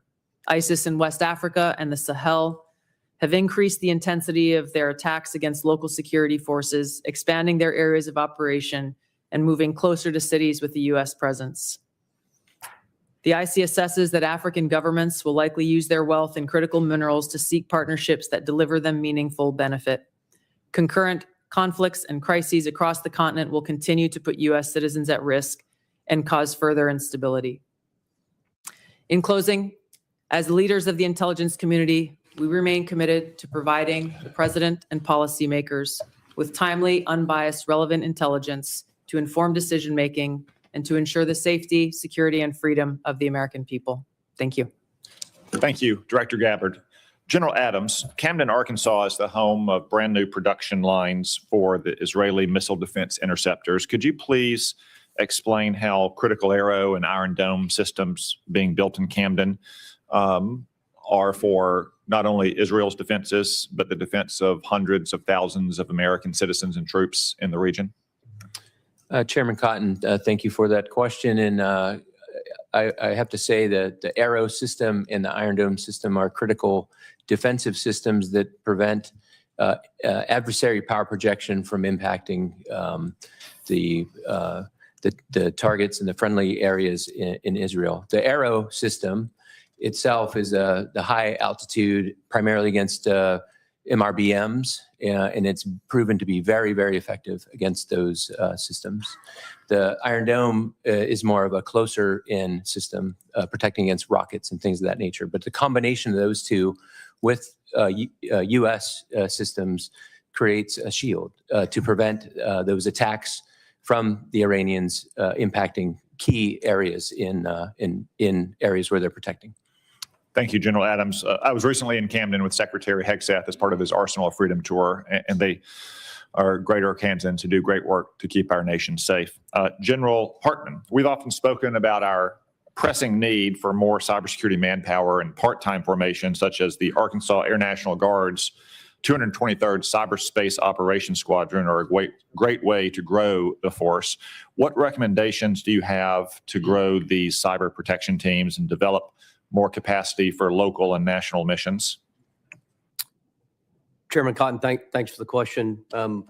I did hear a little bit about the great team in Arkansas there, and I know 855 CPT operates from that formation. And so for us, certainly looking at a number of different initiatives. One, ensure that we can share all of the relevant top secret classified information and other sort of indications and warning that the organizations need. But I will tell you, I'm an advocate for an ability to establish some sort of joint reserve cyber organization. And so that at Cybercom, we can ensure that those organizations have all of the advanced training that they need to ensure that those organizations have access to all of the intelligence that they need, and to ensure that we control some level of funding at both Cybercom and NSA that can be used to mobilize those personnel to handle the most difficult problems that we're faced with. And we have been working with Congress on some of that language and the department, and we appreciate it, sir. Thank you, General Hartman. As I said in my opening, we only have this one public hearing a year, even though the committee hears from each of you several times throughout the year in classified settings. So we don't often have a chance to tell the American people what great work their intelligence professionals are doing for them. So Director Ratcliffe, could you take the opportunity to maybe join in the excellent briefings that Secretary Hegseth and General Kane have provided on a regular basis over the last couple months on the military aspects of both the Maduro raid and Operation Epic Fury, to explain the CIA's contributions to those operations? Thank you, Senator. Last year when I was here in my confirmation, I promised you all, and you had all asked for, a more aggressive CIA, one that was focused on core mission, getting back to the business of stealing secrets, to be able to provide our policymakers with a decisive strategic advantage that would allow and advance and contribute to foreign policy and national security successes. To the credit of the CIA workforce, the CIA has delivered. Some of those successes have been very public. As you mentioned, Senator, Operation Midnight Hammer, Operation Absolute Resolve, flawless military operations like that are hostage to a flawless intelligence picture. And the CIA, as you know from classified briefings, contributed in myriad ways to the success of that. But what I would say to you is those successes are just emblematic of the phenomenal progress and success really by every measure, every metric, every standard across every national security space with regard to the work of the CIA. Senator, you mentioned some of it in your opening. The increase of our asset stable and our human sources up by 25%, our FI collection across the board, our foreign intelligence collection up by 25% overall, and in important categories like China, for instance, up 100%. In areas like tech and AI, up 45%. On the counter-narcotics front, our operations up by 70%. And with regard to counterterrorism, those are classified numbers that I'll share with you in the classified portion of this hearing, but they're off the charts good. The best way I can summarize it, Senator, is I had a 32-year veteran of the agency retire this year, and he said to me, "I hate to go. I don't know if this is the best year that the CIA's ever had, but it's the best year I can ever remember." And I think that reflects the current morale of the CIA. It's a workforce that knows it's doing a great job. It knows that it's being allowed to do what they signed up to do, which is provide that decisive strategic advantage to our country for great successes that everyone can see. So I thank you for the opportunity to let me recognize the CIA workforce. Thank you.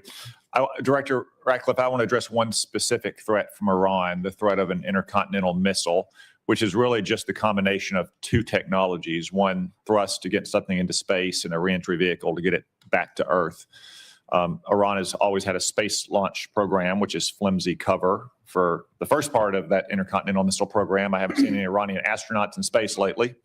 And second, they have medium-range ballistic missiles, which already have a reentry vehicle. So if you crudely married those two technologies together, I've heard some analysts say that Iran could have had a functioning intercontinental missile to threaten the United States in as few as 6 months. Would you agree with that assessment? Well, you're right to be concerned about Iran's development of longer range ballistic missiles, Senator. If Iran were allowed to develop at the IRBM ranges, which is 3,000 kilometers, it would threaten most of Europe. And yes, as you mentioned, we know that Iran is gaining experience in these larger, more powerful booster technologies through its so-called Space Launch Vehicle program.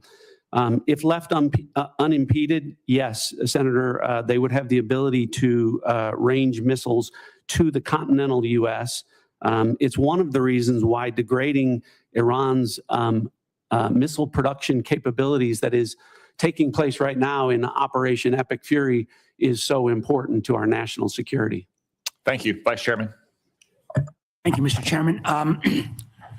Director Gabbard, the whole country knows that you were recently involved in an FBI operation to seize ballots in Fulton County, Georgia. Yet this was despite the fact that the warrant showed no foreign interference or nexus. Matter of fact, the warrant was based entirely on conspiracy theories that have already been examined and rejected repeatedly. Now, where is the authority for you to involve yourself in a domestic law enforcement activity? Thank you, Vice Chairman. I appreciate the question. As you know, I've addressed every issue you've raised in detail in a letter, but I'm grateful for the opportunity to do it in this forum. As you stated, Congress provided by statute, ODNI, with the responsibility of election security and counterintelligence in 2021. As you also know, ODNI has purview and oversight. I know the history very well, but could you just I am addressing the question.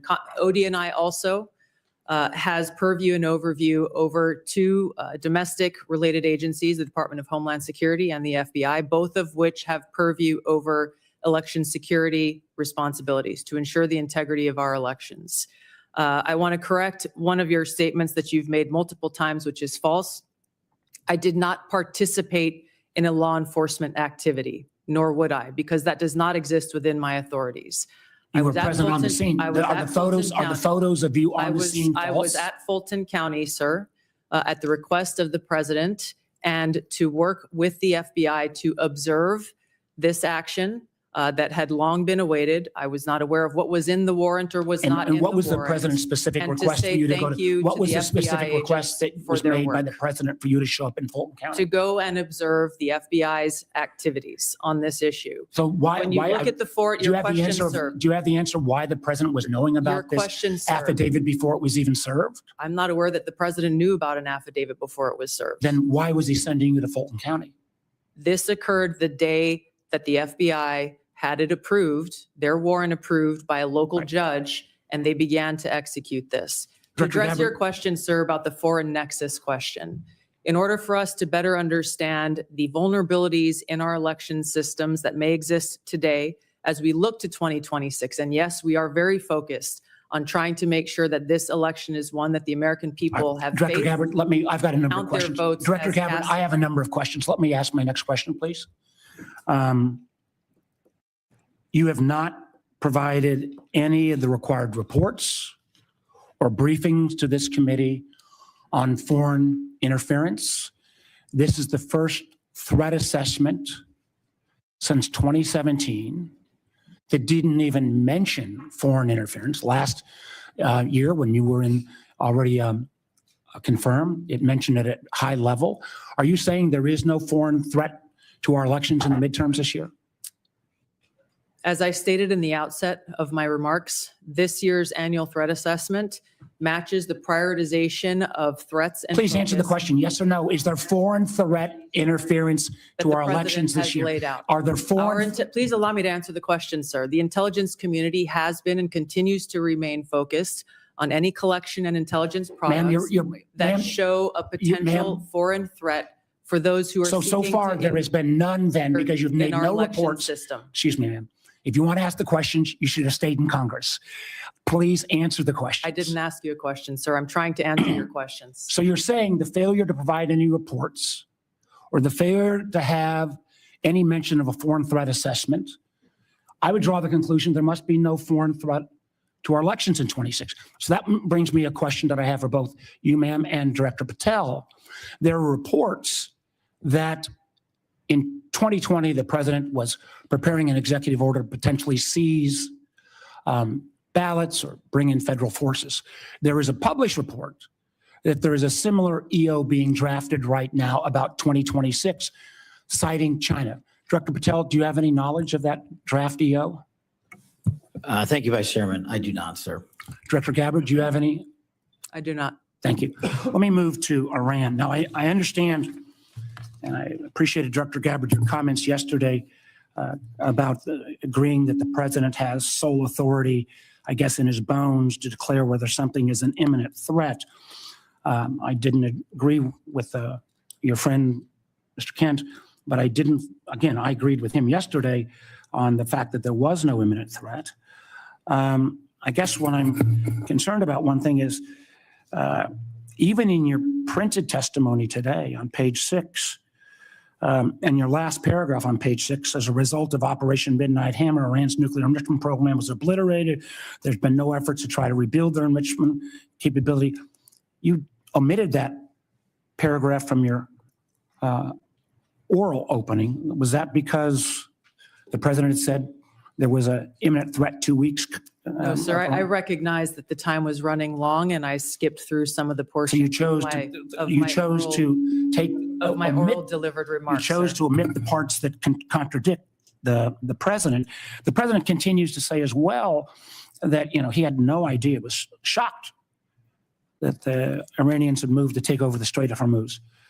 Did you provide any intelligence that would say that it would be that it was not likely that the Iranians would try to move on the strait?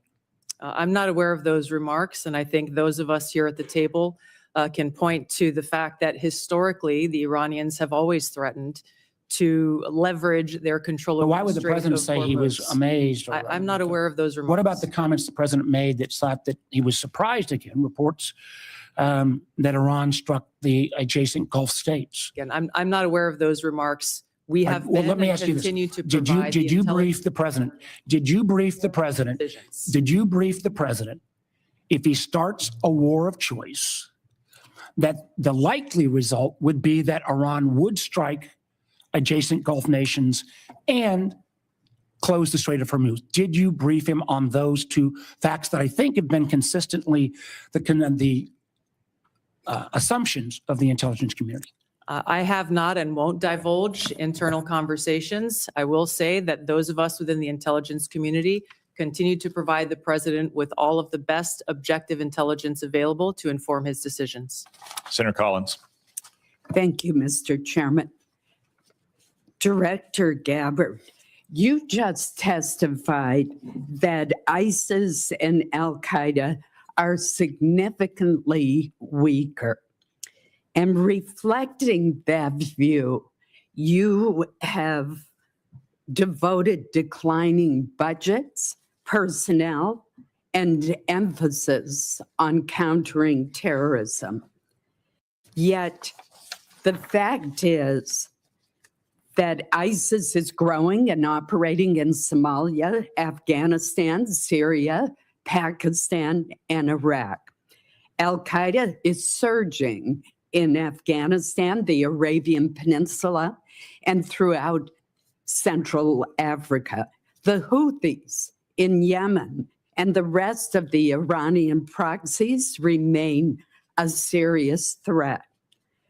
Focusing, as you have done, on great power competitors seems to have diverted resources from the fight against terrorism, a fight that's very much still going on. As I have said repeatedly, it is terrorists who want and can kill Americans today. We've just seen the terrorists in Michigan attacking the synagogue. In addition, it appears that a more stovepiped effort in the Intelligence Committee has returned. How are you ensuring that Americans are safe and that you are countering counterterrorism threats to our homeland and to U.S. citizens abroad? Thank you, Senator Collins, for your question and the opportunity to clarify the comments in my opening statement. My reference to the size of ISIS and al-Qaeda organizationally is smaller and weaker than it was during its peak over a decade ago. However, I completely concur with your remarks about the threat of ISIS, al-Qaeda, and other Islamist terrorist groups around the world, and the threat that they pose to U.S. interest service members and directly to the homeland. Our ODNI National Counterterrorism Center has been at the forefront of ramping up, and I believe is more active today than it has been certainly in a long time. We are dedicating every resource that they ask for, as well as the counterterrorism elements across the IC, to make sure that we are never taking our eye off of this persistent threat to the American people. The change in tactics based on the current environment is something we continue to be most concerned about. Where increasingly we are seeing less indicators of large-scale organized complex threats or attacks, and instead efforts focused on individuals either who have been radicalized by Islamist propaganda and may not have ever had contact with ISIS or al-Qaeda, for example, and others who have had contact, of which we are able to have more indications of. This remains and will be, and as we come to present our budgets to you, a foremost and primary priority. The integration across the intelligence community on the counterterrorism threat occurs every single day, with our teams working very effectively together to thwart terrorist attacks as we have over the last year. Director Patel, I'm going to follow up on this issue with you. ISIS targets potential recruits online through social media, gaming platforms, encrypted messaging apps. ISIS even facilitated a network online to smuggle illegal immigrants into the United States. Since April 2021, there have been more than 52 jihadist-inspired cases across 30 states. What measures is the FBI taking to prevent foreign terrorist organizations from recruiting or influencing Americans, while also ensuring the protection of individuals' right to privacy? Thank you, Senator. And I think you said it best. They have transferred their capabilities in terms of personal recruitments to online recruitments, which makes any terrorist organization, including ISIS, all the more powerful. What we have done is extended and expanded resources to environments like the Threat Screening Center, which allows us to collect biometric capabilities from all over the world. We've had a double-digit increase in that and a double-digit increase in intelligence production.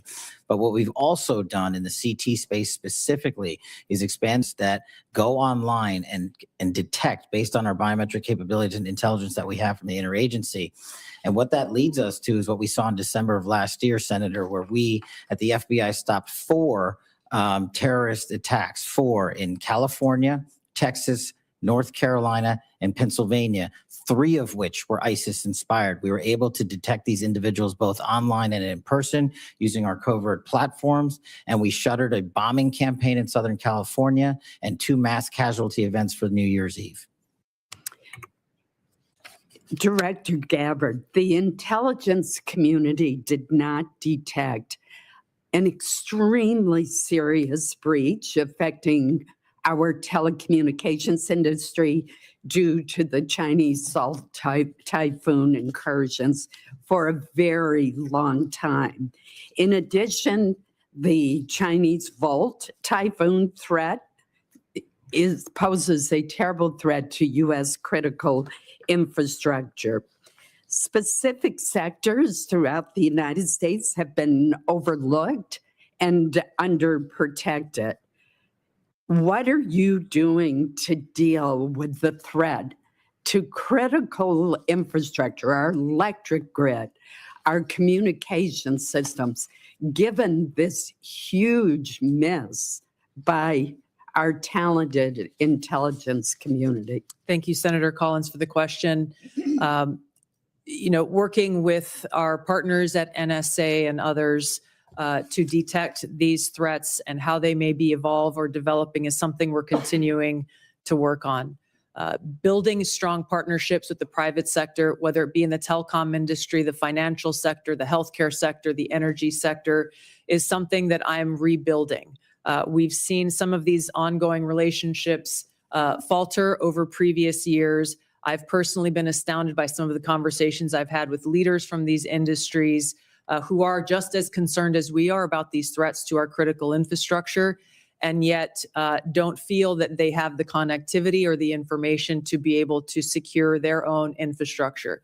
So in short, building those stronger partnerships, integrating and being able to share information intelligence where we can is critical for us to be able to secure our country from these threats.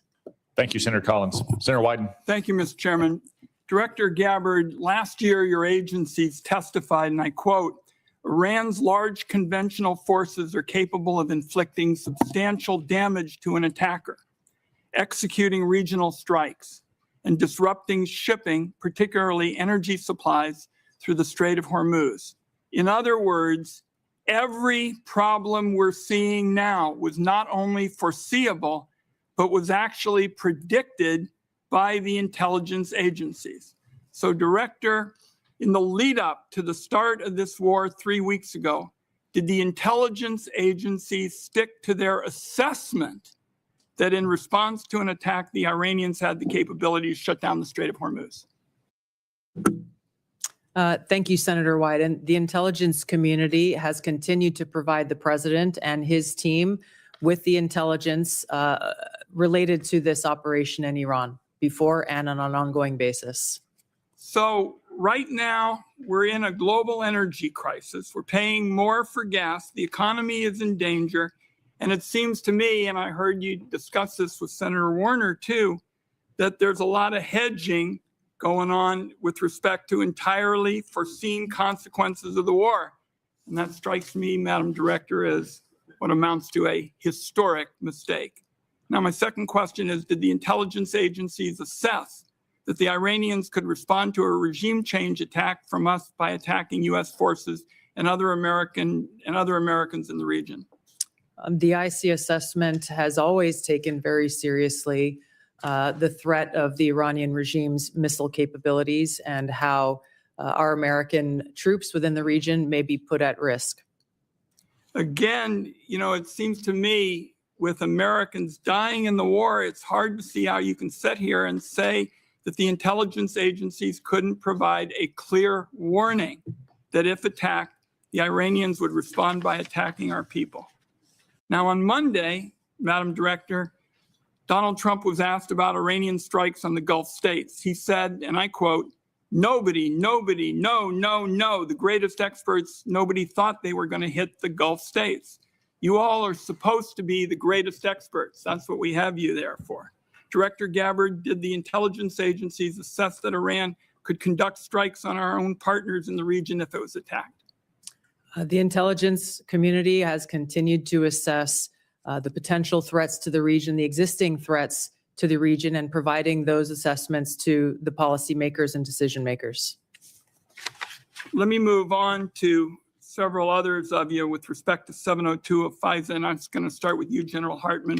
When Congress last reauthorized Section 702 of FISA, it included a provision that expanded the type of companies and individuals who could be forced to assist the government in its spying. Has this expansion resulted in any intelligence, General Hartman? Senator, thanks for the question. Just to be clear, this provision provided us an ability to collect foreign intelligence on personnel outside of the United States. This is the major 702 issue in terms of expansion. What was the effect of what was done? Senator, I would prefer to talk to you about exact specifics in the closed session. I'm happy to do that. Let's understand, though, this is a dangerously broad provision. that could be used to rope in anybody with access to a cable box, a Wi-Fi router, or a server. It was jammed into the 2024 reauthorization bill at the last minute. Senators were told they had no choice but to support it. And now, 2 years later, we've just had testimony from a very respected individual who's saying, so far it has had no value. So colleagues, we are getting ready to have another discussion on this, and this ought to be a warning to every senator that not every new spying power that is sold as urgent and critical actually is. Senator, could I please respond to that? Of course. So Senator, I just want to be clear. It provided us no additional authority that doesn't involve collecting intelligence on foreigners that are outside of the United States of America. Fine. Director Patel, a question for you. In 2023, your predecessor testified that, and I quote, "To my knowledge, we do not currently purchase commercial database information that includes location data derived from internet advertising." Is that the case still? And if so, can you commit this morning to not buying Americans' location data? Thank you. The FBI uses all tools, Senator, thank you for the question, to do our mission. We do purchase commercially available information that's consistent with the Constitution and the laws under the Electronic Communications Privacy Act. And it has led to some valuable intelligence for us to be utilized with our private and partner sectors. So you're saying that the agency will buy Americans' location data. I believe that that's what you've said in kind of intelligence lingo. And I just want to say, as we start this debate, doing that without a warrant is an outrageous end run around the Fourth Amendment. It's particularly dangerous given the use of artificial intelligence to comb through massive amounts of private information. This is Exhibit A for why Congress needs to pass our bipartisan, bicameral bill, the Government Surveillance Reform Act. I have time, I believe, for one more question. Director Patel, you 3 weeks ago indicated you were dissatisfied about having your phone records subpoenaed. Do you think the government ought to get a court order to collect phone records? Senator, in my experience, the government does get court orders to obtain phone records. One last question. General Adams, for you, in 2021, your agency confirmed that it had purchased and searched domestic location data. It is still your agency's position that you can buy Americans' location data without a warrant? And if so, are you still doing it? Senator, thanks for the question. With regards to commercially available information and publicly available information, the purchases that my agency makes is in alignment with the Constitution and protects U.S. persons' information. But you're buying location data, correct? I mean, we've now had that referred to twice, and I don't think there's any question that you're doing it. All of the purchasing of commercially available information by the agency is passed through legal channels and is in complete compliance with laws. Thank you, Mr. Chairman. General Hartman, I want to give you a chance to answer more specifically what Senator Wyden said. You did answer it indirectly. Does anything in Section 702 give the government the authority to target any American with a cable box or a Wi-Fi router? Chairman, nothing in 702 gives us the authority to target an American with a cable router or a Wi-Fi device. Thank you. And I would observe about commercially available data that the keywords are commercially available. If any other person can buy it and the FBI can buy it and it helps them locate a depraved child molester or savage cartel leader, I would certainly hope the FBI is doing anything they can to keep Americans safe. It's not much different from longstanding Supreme Court precedent that, for instance, says law enforcement can go through trash that you put on the side of the curb because you no longer have a privacy interest in it. Senator Cornyn. Thank you all for your service to our country and the people you represent. We are in debt to all of you. I want to ask you, Director Ratcliffe, yesterday, the head of the National Counterterrorism Center resigned, saying that Iran did not represent an imminent threat to the United States. Is there anything to indicate that Iran had ceased in its nuclear ambitions or in its desire to continue to build ballistic missiles capable of threatening American troops and allies in the Middle East? Senator, no, in fact, the intelligence reflects the contrary. So you disagree with Mr. Kent? I do. I would think any fair-minded assessment of the situation, even based on open sources, would reflect the danger the regime poses to the United States. Isn't it true they've basically been at war with the West since 1979 during the Iranian Revolution and have American blood on their hands? That's absolutely correct. I think Iran has been a constant threat to the United States for an extended period of time and posed an immediate threat at this time. The threat assessment says that al-Qaeda and ISIS maintain the intent to launch operations targeting the U.S., but it's most likely to occur through U.S.-based lone offenders. I want to ask you, Director Patel, it seems like there's been a raft of incidents recently. On March the 1st in Austin, Texas, where I live, a lone gunman wearing a sweatshirt saying "Property of Allah," and who the T-shirt he wore underneath had an Iranian flag, killed 3 innocent people and injured 12 more. And then we know in Virginia, the Old Dominion shooting, somebody who unbelievably was sentenced to 11 years in federal prison for attempting to support ISIS, but then was released only to commit another terrorist attack. We all are familiar with what's happened in Michigan, in New York, and I applaud the important role that the FBI has played in stopping some terrorist attacks, but obviously the FBI can't be everywhere all the time. Would you please talk about your cooperation and collaboration with Homeland Security investigations in countering terrorist attacks against the United States?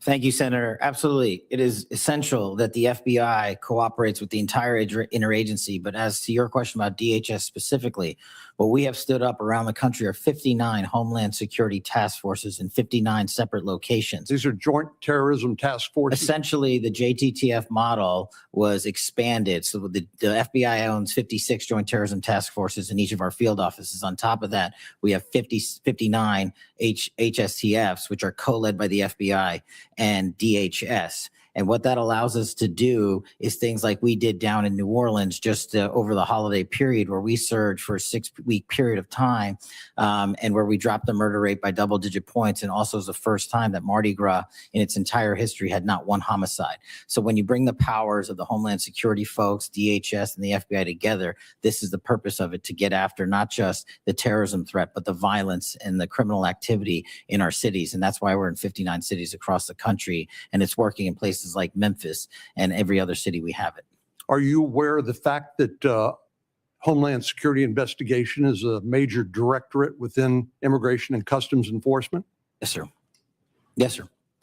And are you aware that Senate Democrats have uniformly voted not to fund the Department of Homeland Security, including Homeland Security investigations, TSA, FEMA, and other functions of the Department of Homeland Security? Senator, I'm aware that employees of DHS are 1 month without pay. They're not being paid, right? Yes, sir.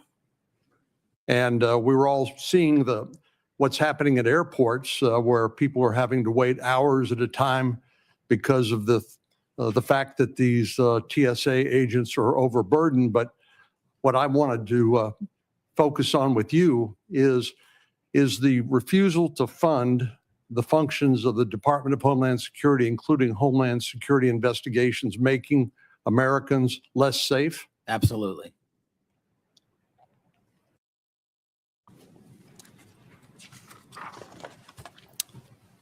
So give us an example of some of the cooperation that you all have engaged in with the FBI has engaged in with the Homeland Security investigations. I'm looking at an article here that talks about the 190,000 Afghan nationals that were admitted to the United States, literally unvetted. And there are examples of individuals within that 190,000 who have committed terrorist attacks against the United States and against American citizens. Is that the sort of thing that you are investigating with HSI? Senator, that's one of the many things we're investigating with HSI, DHS, CBP, ICE. Give me some other examples of the collaboration on what other topics, including in addition to terrorism attacks. What we're allowed to do with our DHS partners, Senator, is enable their massive workforce to supplement ours. And what they're allowed to do is share intelligence on things that you just talked about the 100,000+ illegals that came in from Afghanistan during the Afghanistan withdrawal. Unfortunately, they weren't vetted thoroughly. So what we're doing is going back with our DHS partners and vetting absolutely every single one of them to the best that we can. But unfortunately, we're not able to go out into the country and find every single one of these individuals. But we need more than 12,000 FBI agents to do that job, which is why we are utilizing the 100,000 or so 1811s at the Department of Homeland Security to give us the information they have from their immigration records, from their travel records, from their travel logs overseas and within the country. And what we're able to do is remove these individuals off the streets in every single state across the country, to include violent gang members, to include Tren de Aragua, to include ISIS-affiliated individuals, to include Al-Qaeda-related affiliated individuals. And hopefully we do it before and not after, like the tragedy that we witnessed in Washington, D.C., where an individual from Afghanistan was allowed to enter into our country and shot multiple members of our uniformed military service. Thank you. Senator King. Thank you, Mr. Chairman. I do need to point out, in response to some of the previous comments, twice in the last 2 weeks, as recently as last Thursday, Senator Patty Murray, the Appropriations Committee, put a bill on the floor that would have fully funded TSA, FEMA, CISA, and the Coast Guard for the rest of the year, leaving the focus on the dispute that we have with the conduct of ICE as separately. So inexplicably to me, that bill was blocked by my Republican colleagues. It would have, as I say, fully funded TSA, FEMA, CISA, Coast Guard, and then focus the attention on the situation with ICE. So I just want to be clear on who's blocking funding for those 4 agencies. I'd like to ask Ms. Gabbard and Director Ratcliffe, Director, both of you, were either of you in the room, or your designees, when the president was making the final decision about taking this action against Iran on February 27th, 28th? Was there an intelligence committee, intelligence community present in those deliberations? Mr. Ratcliffe, your response? Senator King, probably in dozens and dozens of briefings with the president. I don't know if there was a single meeting where there was a single time where a decision was made. Were those dozens of meetings right during the lead up to this war? I know you've met many times, but I'm talking about it in the 2 weeks or so before the decision to go into Iran was made. Again, countless meetings with the president. During that period? During that period. Director Gabbard, were you present in those discussions? Likewise, yes. The reason I'm asking the question is there seems to be a discrepancy between what the Intelligence Committee community has reported over the years and what the president has said in terms of of this action. For example, Senator Wyden read the report from a year ago that strikes against neighboring states and action to close the Strait of Hormuz was predicted by the intelligence community. And yet the president says nobody knew. And my question is, did you tell him? Anybody want to answer that question? Senator, I'll answer the question. So with regard to briefings, the president gets briefings constantly about intelligence. Now, the comments that you talked about, I had not heard, but what I can tell you is that Iran had specific plans to hit U.S. interests in energy sites across the region, And that's why the Department of War and the Department of State took measures for force protection and personnel protection in advance of Operation Epic Fury. I think that's what's most important.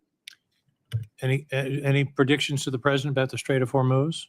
All you got to do is look at a map and you'll see that the vulnerability of the Strait of Hormuz. Was that part of the briefing, Director Gabbard? I think the Director Ratcliffe made the point here is that this has long been an assessment of the IC that Iran would likely hold the Strait of Hormuz as leverage. And my question is, was that communicated to the president in the lead up to this And it's because action? of that longstanding assessment that the IC has continued to report that the Department of War took the preemptive planning measures that it did.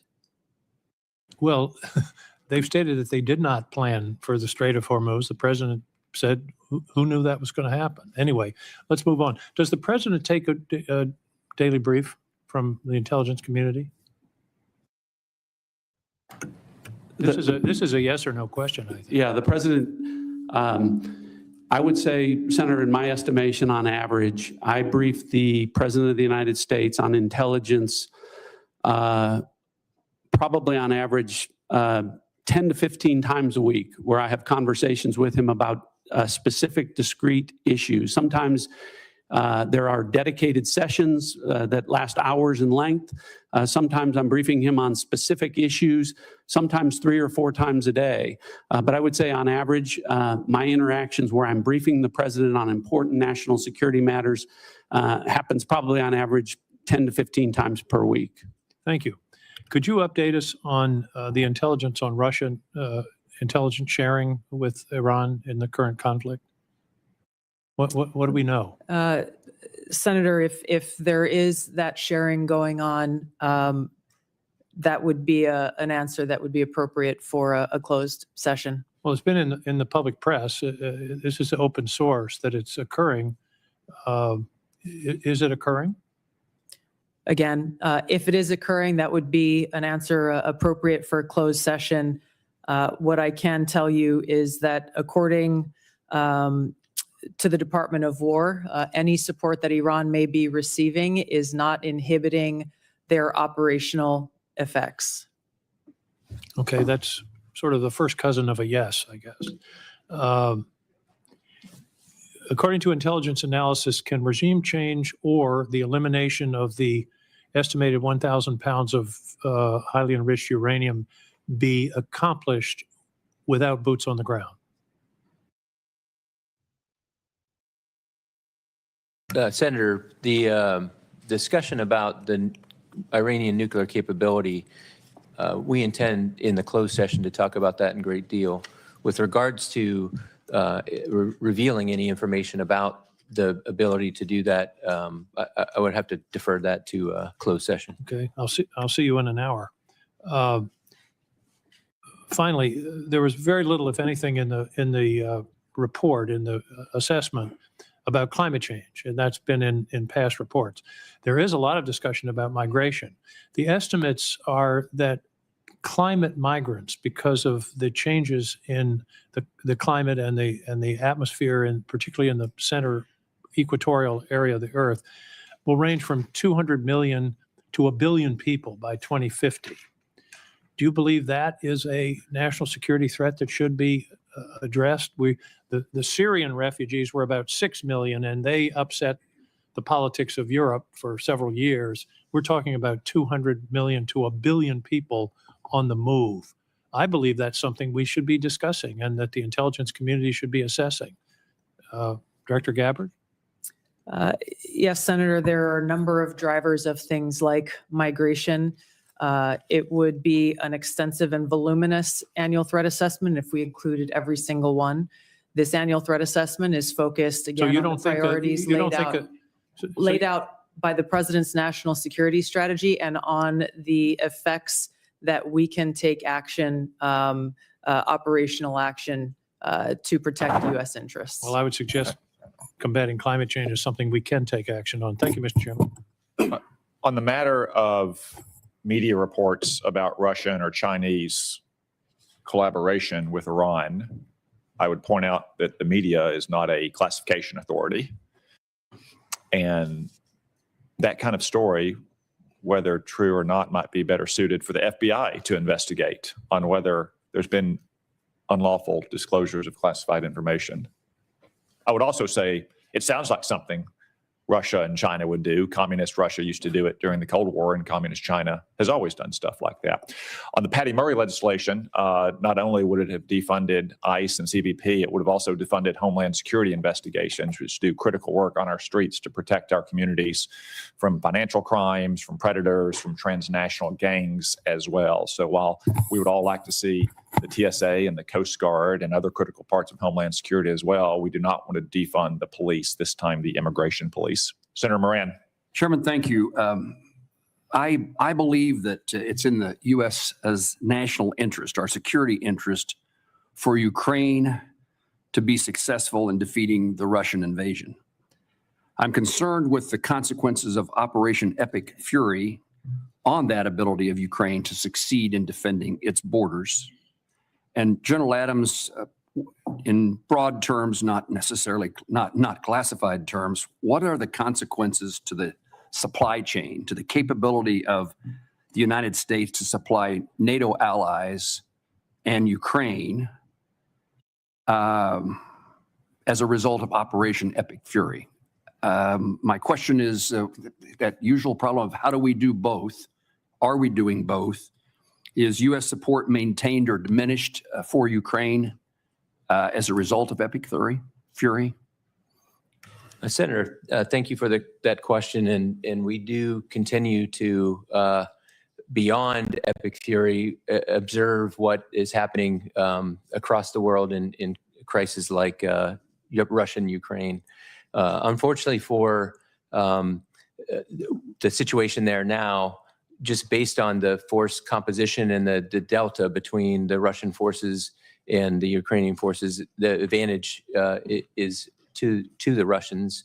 As we get into the classified hearing, we can talk a little more specifically about the items with regards to supply chain and with regards to the information that the Defense Intelligence Agency collects. We look at the foreign threat and what their capabilities are from a multi-int perspective. We look a little bit less at friendly capabilities. And I would defer questions with regards to U.S. supply chain limitations with regards to logistics and the effort that the Secretary of War is having with regards to trying to boost the U.S. defense industrial base. I would defer those to the department to discuss. Well, General, please be prepared for the classified session for me to continue to pursue this. I mean, our supply chain issues are not classified in the sense that every hearing I'm in as a defense appropriator has officials from the Department of Defense testifying about the need for further assistance. And really, I'm asking for the facts of what has happened as a result of Operation Fury, Epic Fury, in the last few weeks in our supply to Ukraine and our NATO allies who are supplying Ukraine. Yes, sir. The department is executing a comprehensive, in fact, the Sec War has gone around the nation to boost the defense industrial base. We know for a fact that we have to increase our defense industrial base capability. Its impact based on the munitions expended during Epic Fury will be an impact, but we need to boost it. The efforts are underway to boost it. And well, I'm interested in helping accomplish that goal. Director Ratcliffe, perhaps along the same line, I assume let me first of all compliment you on your public service. I appreciate you. And that's not my usual town hall meeting when I get a compliment from somebody who then follows it with a but. I am interested in being of help. And in regard to your conversations in preparation for Epic Fury, I'd be interested in knowing if the consequences to our abilities to defend the United States against Russia or China or other adversaries was taken into account. How is that diminished or increased by Operation Epic Fury? and particularly in this instance about what it means, was the conversation had about what it means to our ability to help Ukraine defend itself. U.S. support for Ukraine includes military and other assistance, but also we've undertaken economic sanctions against Russia for their invasion of Ukraine. And Epic Fury has caused a significant increase in oil prices, and the administration has waived sanctions against Russian oil companies, which are reported to say that Russia is receiving $150 million per day additional dollars as a result of the waiver. What can you tell me about our plans or your understanding of what's transpiring as a result of Operation Epic Fury in regard to those oil revenues that are now being generated in favor of Russia and the lifting of the sanctions, at least for a temporary period of time? Senator, thanks for the compliment, I think. I'll start with a couple things. What I would tell you is the same military and intelligence professionals who delivered, not just for the administration, but for the American people, a flawless intelligence picture and flawless military operations in Operation Midnight Hammer and Operation Absolute Resolve are the same folks involved with Operation Epic Fury. And so I hope that provides you some measure of comfort with regard to how detailed, how thoughtful the approach was to the current operation. And that's why I think that to mischaracterize it as it is being done in the media is a disservice to the folks involved in what is a very specific campaign that is different than the two that I mentioned before. It's why the president came out and said, this isn't over in a matter of hours. This is a 4 to 6 week campaign, and that it would come at some cost because the goal of the president and the administration is to address a 47-year problem, the most destabilizing force in the Middle East for the last 47 years, one that has frankly been watered, fed, and nurtured by policies of prior administrations that has allowed them to become the threat that they have.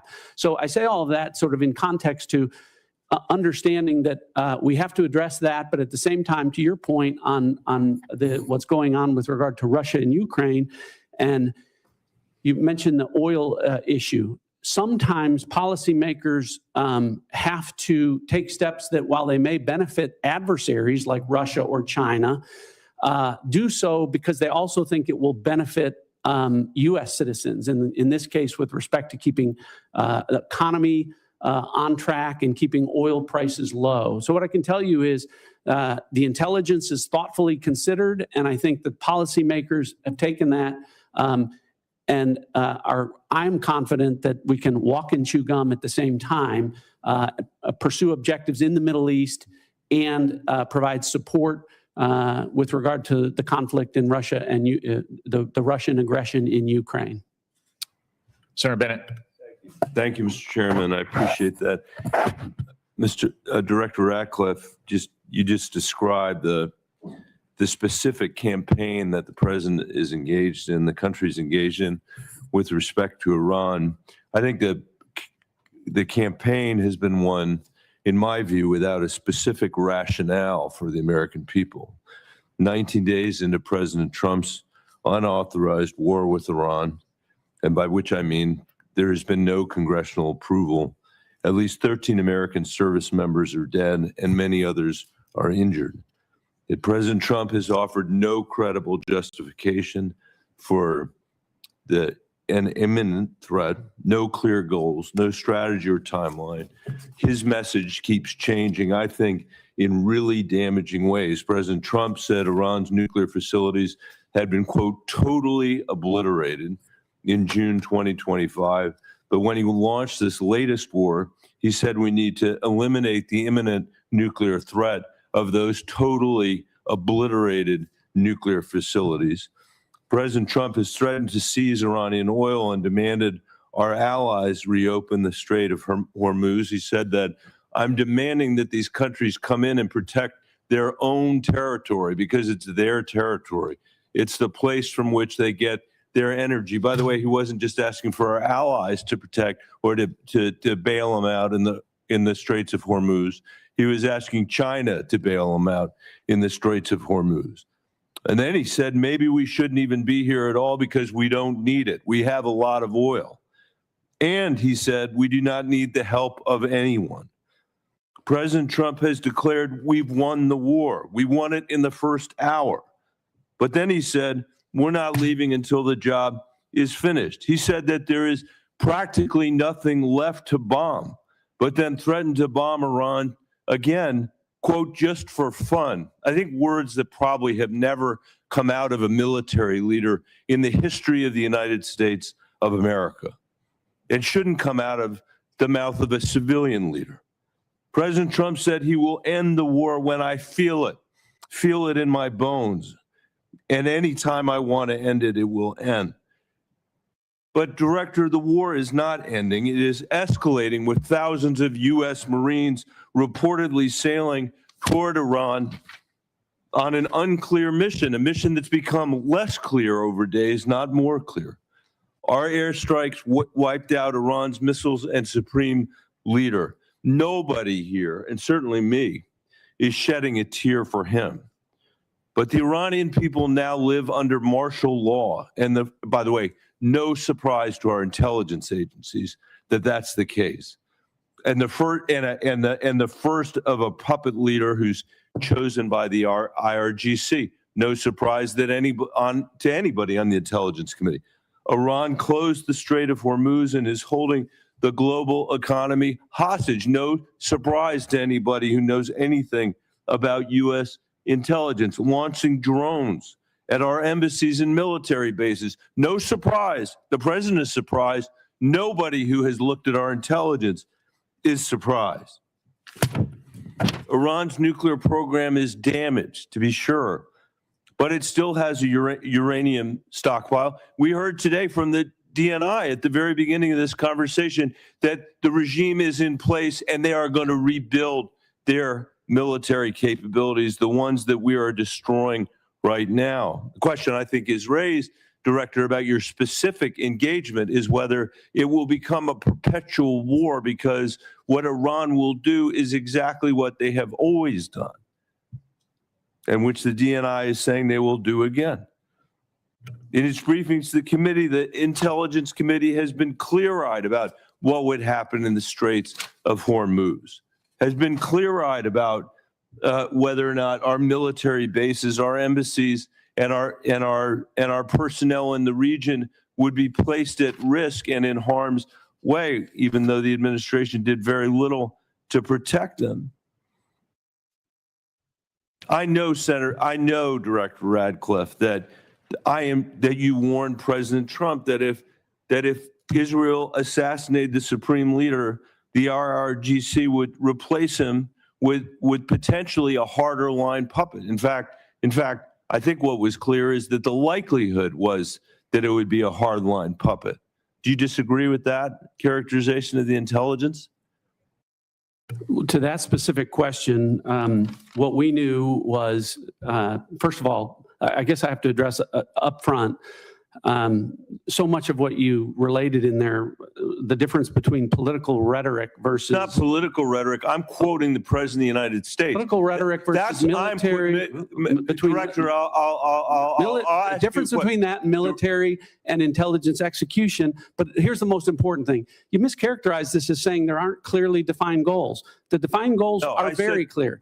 Degrade and destroy the missile inventory and drone inventory, delay and degrade the military industrial base and factories that produce that, degrade and destroy the IRGC Navy that could control the strait. These are all defined goals that were set out specifically. The premise of the question is that... time back, Mr. Chairman, I can't get a word in edgewise. He won't answer the question, and then he's taken a minute of my time. You're both big boys. You can handle it yourself. Okay, well, Director, I agree that you are, and I appreciate what you're saying. And I'm not My point is not what your characterization of the war is. My point is what the characterization, the Your question about regime I'm change? not asking you anymore, Mr. Director. I'm sorry because I'm out of time because of how you use the time. The complete lack of clarity should matter to everybody. President Trump, most of all, he is the person that got elected on the criticism that we had fought 2 wars in the Middle East that had lasted for 20 years. And now we're hearing the testimony is to get their ballistic missiles, to not even get to the nuclear stuff, we're going to have to be in a perpetual war with Iran. And I don't think that's where the American people are on this. This is a serious threat. This is a serious threat to us and to Israel. The question is how to handle it. And President Trump said, we are not the policemen of the world. He ran on that. And now he's turned us into the world's policeman, into its jury, into its judge, into its executioner. And just because we have the most advanced military in the world, Senator it doesn't mean Times has that we should expired. be in a perpetual Bennett, war your time has all around expired. the world. Thank you, Mr. Chairman. Senator Rounds. Thank you, Mr. Chairman. And I'd like to maybe follow up a little bit this same line of questioning, but I want to do it in a little bit different manner. I've had the opportunity, like all of the other members on this committee, to see the threats that we discuss regularly in the classified settings. I also, sitting on the Armed Services Committee, have the opportunity to see what our capabilities are and what we have to do in order to respond to those threats. Director Ratcliffe, let me just begin. I think it's been very clear from the beginning that even though there were supposedly diplomatic activities going on, behind the scenes, it was very clear, and I just ask if you would disagree or agree with me on this, it was very clear that Iran, while they were talking, they had no intentions of following through diplomatically with eliminating any of their nuclear aspirations, correct? Senator, that's correct. And in the classified session, we can go into detail, but you've characterized it right. Diplomatically, they were saying one thing. The intelligence was reflecting quite the contrary. Okay. Second of all, with regard to the capabilities, earlier in the 12-day war, a lot of their defensive capabilities had been taken out. Their air defenses had been taken out. The use of our aircraft in that area was safer because those defensive capabilities, most of them had been significantly reduced, meaning our young men and women who are flying those aircraft were safer. Is it fair to say that they were rebuilding their defensive capabilities as well at that time?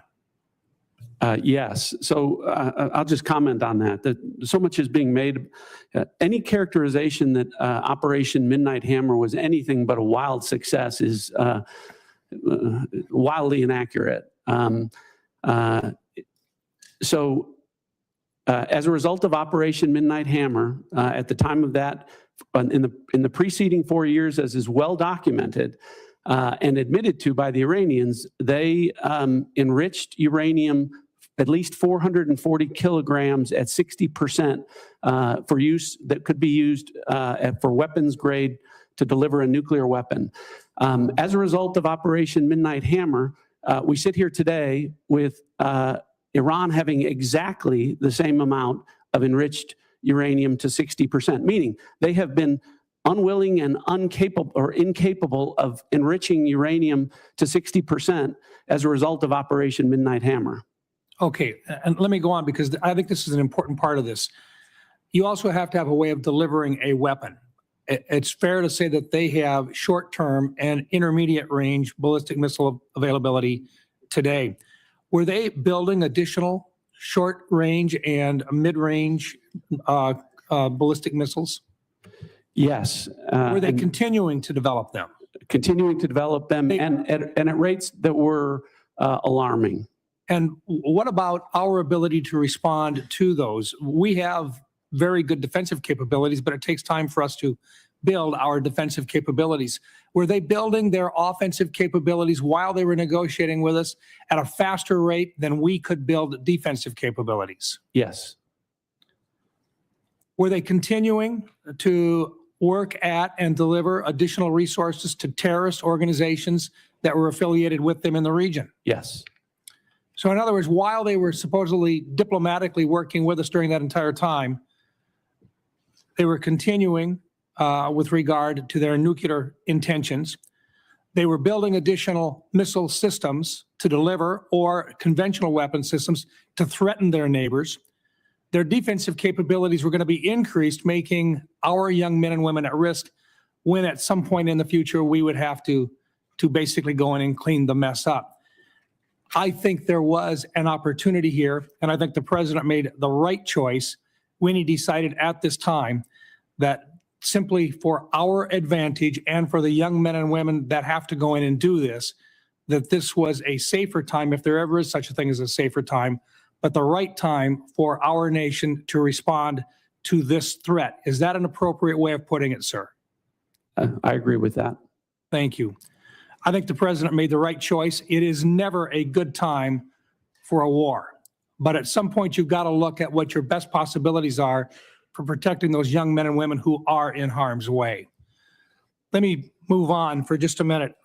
Director Ratcliffe, let me just ask you this, because there's been a discussion, and we've never been able to talk about this in an unclassified setting, and I recognize it's sensitive, but 60 Minutes, there's been a report about Havana syndrome and about individuals who are within the agency and within state departments that have actually had significant illnesses, some attributed, they believe, to outside sources.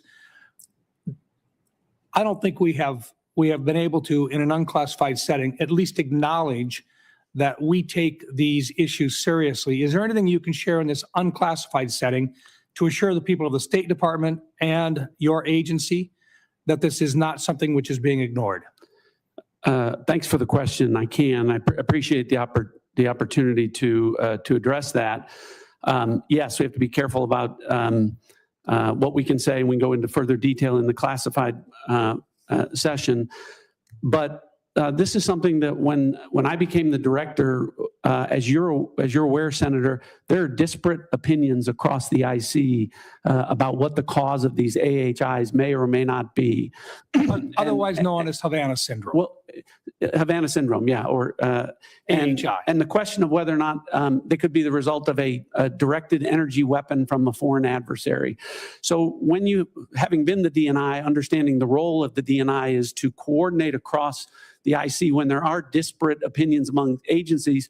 Director Gabbard and I had a conversation where she agreed that she would undertake a comprehensive review of that issue across the IC to make sure that it is getting the attention that it deserves. And I know that she has undertaken that and will be able to brief you in further detail in the classified session. Thank you. And one last thought, this is only a comment, but to General Hartman, your time in service has been very, very special. Working with you on the Cyber Security Subcommittee of the Armed Services Committee, I commend you for everything you have done. You are truly a hero, and you have served your country very, very well. Thank you for your service. Thank you, Senator. Thank you, Mr. Chairman. Senator Kelly. Thank you, Mr. Chairman, and thank you for being here today to all of our witnesses. So for more than a decade, the United States has tried to make a pivot to Asia in its national defense strategy in order to confront significant threats from China. For years, administrations of both parties have identified China as a top threat facing our country and worked to build relationships across Asia and deter Chinese aggression. At the same time, we have bolstered our European allies and asked them to contribute more to their defense to deter Russia. Directors Gabbard and Ratcliffe, would you agree that China and Russia are our primary geopolitical rivals?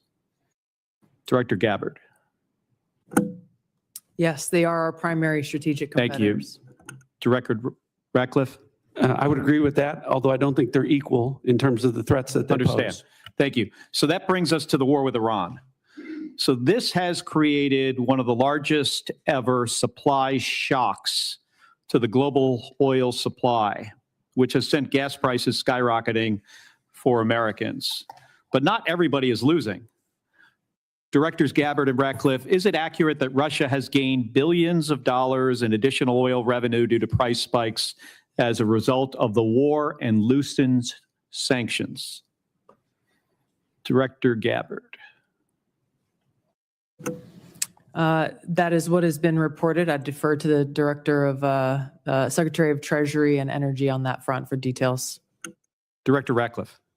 Yeah, I'm not an economist, not going to try and do those calculations. But as I talked about earlier, sometimes there are decisions made that will benefit adversaries at the same time policymakers think that it will benefit the American people. It's clear, I think we'd all agree that sanctions were loosened, and that means more money into the coffers of Vladimir Putin.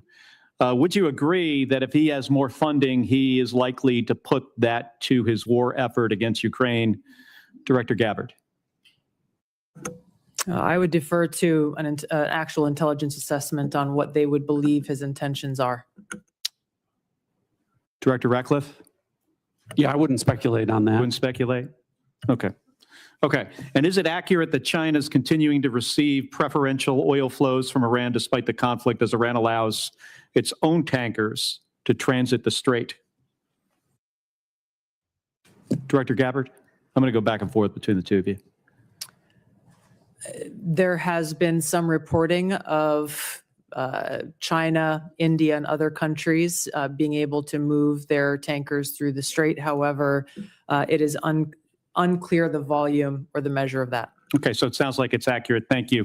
I'm going to move on. Director Gabbard, you tweeted yesterday that President Trump concluded there was an imminent threat and made a decision to attack Iran after carefully reviewing all of the information before him. I think the country deserves to know what the information was. I'm going to ask a series of questions and just want a yes or no. We don't need any explanation, just yes or no, starting with, were you asked, I'm not asking if you did brief this, were you asked to brief on whether Iran would close the Strait of Hormuz? I'm not going to comment on what the president did or didn't ask me on any topic. I'm not asking if you briefed it. I'm just asking if there was a request I understand by the White House. Director Ratcliffe, were you asked to brief on whether Iran would close the Strait of Hormuz? The briefings to the president of the White House typically don't come at the request of the White House. So typically when we get intelligence that we want the president to be aware of, the intelligence community brings that to the president. Did you produce the analysis for the Straits of Hormuz? There has been and continues to be analysis with respect to that. Were you asked to brief on how our adversaries and allies would respond to the war in Iran? I imagine I'll get the same answer. So it's just to point out here, it's challenging to forget about actually what was in the brief for a second. We're having a hard time finding out not only if you briefed the president on something, but even if the White House asked if they could be briefed on something or if analysis was produced. So I just want to point out here, this is about 6 days. Can I comment on Yes. that? Yes. I go back to the point.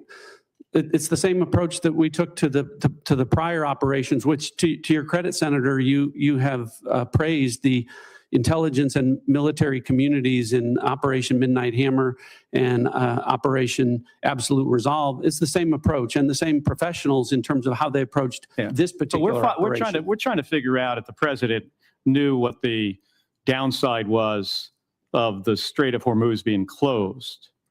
And I'm having a hard time finding out whether the White House asked or whether there was a brief, whether the president knew. Did he know this was going to happen or did he just disregard it?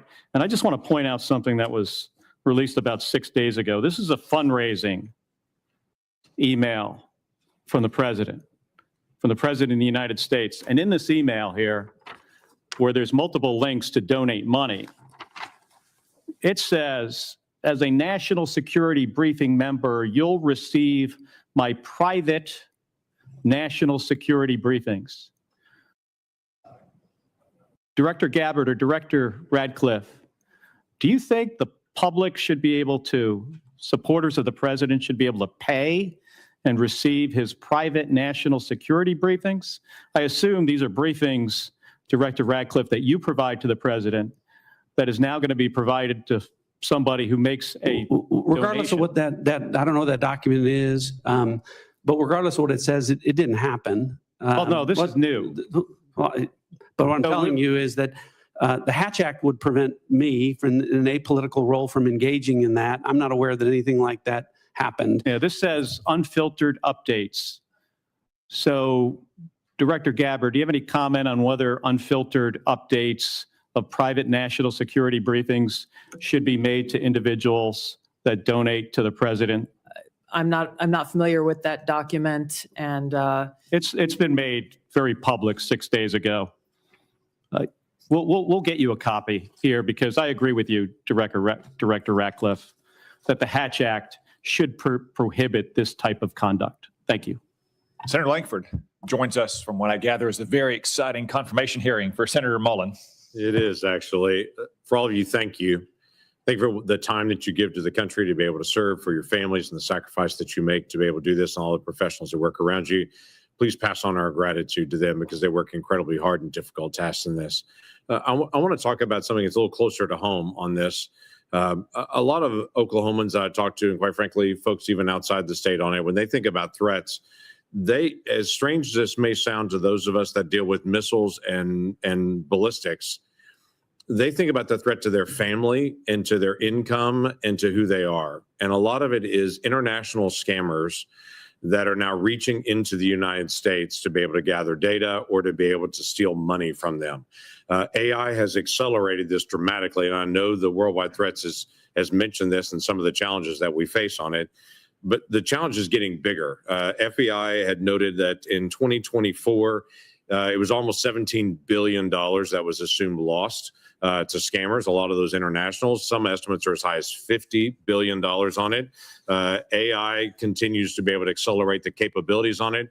OpenAI even noted now that they're putting online ads saying, if you've been scammed, here's a way to recover your money. And that is actually a scam. It's taking them to a fake FBI page where they can then turn in and to say, if you've been scammed, here's how the FBI is going to actually come help you to recover it. But even that page is fake, and they're going to be able to steal their information. This is accelerating at a pace that's pretty dramatic with the use of AI on this. Director Patel, I know that you guys are on it. I know that there's multiple entities on it, but this is a big challenge. And a lot of Americans are very, very concerned about the threat to their families. They may have their parents that are more vulnerable at this time and being targeted. How do we take some of this on to be able to confront what's happening online, to be able to attack people and to be able to scam them? Thank you, Senator. And it's with any other high priority operation that the FBI runs, whether it's CICT or we're talking about scamming and scam centers here. One, you have to drown and get online with your online covert employees and platforms. And we've increased funding. And we've also, what we've done strategically is move people out of Washington, D.C. on the intel analyst front and the support staff front to places like Oklahoma. Actually, every single state across the country has received a plus up because of that. And what we've created is the Internet Crime Complaint Center, the IC3, which I know you're familiar with in reference. So what we're doing on the homeland is going out into the streets of America, on the online platforms in America, and shutting down those networks and shutting down the capability of AI to interfere. But I think the bigger term project, what we're doing overseas, that's the key to this. Right. The scam center compounds are largely located in Cambodia and Burma and on the Thai border. I've already engaged with the premiers of each and every one of those countries. We've done so to switch off access to the internet with those governments to make sure that those compounds, they're literal compounds that are being built, and we can get into that in the classified center, that are fleecing Americans and senior citizens all the way from Southeast Asia, because they are backed by the CCP to build those compounds because they know it's going to hurt everyday Americans. So us, which we have successfully already eliminated and scuttled, numerous compounds in Cambodia and Burma and Thailand, is the big picture, the big part of the lift overseas. What we're going to do is go into those countries and shut down every single scam center compound. Which is very helpful, and every American is thinking about this and talking about it. Director Patel, I'm going to stay with you. the counter-narcotics work has been phenomenal in the past year and a half. The amount of methamphetamine and fentanyl that have been seized coming across our border has been dramatic. And that has a real effect to what's actually coming at families in my state on it. What I'm interested in is how are you partnering with local law enforcement to continue to accelerate this process? What does that look like for FBI? Absolutely, Senator. The counter-narcotic mission can't be complete without state and local law enforcement. So we are embedding more task force officers across the country on the specific counter-narcotics mission. We've also stood up with our interagency partners in Tucson, Arizona, the Southern Border Intelligence Center, specifically on the counter-narcotic mission, so that we can utilize the Department of War and interagency capabilities on the law enforcement front. That's why we seized enough fentanyl in 2025 to kill 178 million Americans. That's a 31% increase year over year. And here's a statistic that everybody should be proud of. Opioid overdose deaths from last year dropped 20 points from across the country. And in Oklahoma specifically, Senator, we seized enough kilograms of cocaine to include a 232% increase in the state of Oklahoma alone, and enough fentanyl to kill 500,000 Oklahomans. We can't do that unless we have great police partnerships, which has been a priority of mine, which is why I've embedded police officers here at headquarters from around the country to make sure we have that connectivity. And I've shortened the task force officer onboarding pipeline from 1 to 2 years to 90 days. We need them. Yeah, we do. Director Ratcliffe, the annual threat assessment highlights this year the Muslim Brotherhood in particular, and calls out some of their financial and material support on this. That may be surprising to some folks here, but it's not surprising to folks all across the Middle East in the threat that the Muslim Brotherhood continues to pose to so many governments and entities across the world on that. How is the Muslim Brotherhood financing itself and its acts of terrorism?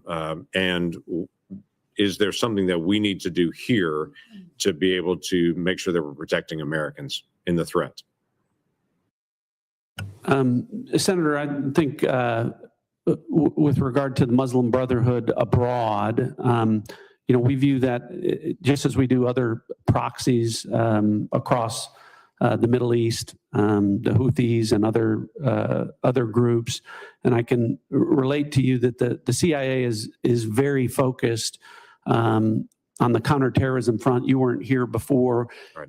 I said in the classified portion, I would get into the CIA's success with regard to groups like the Muslim Brotherhood in a classified setting where I can share with you the impact that we're having. But and across the board with regard to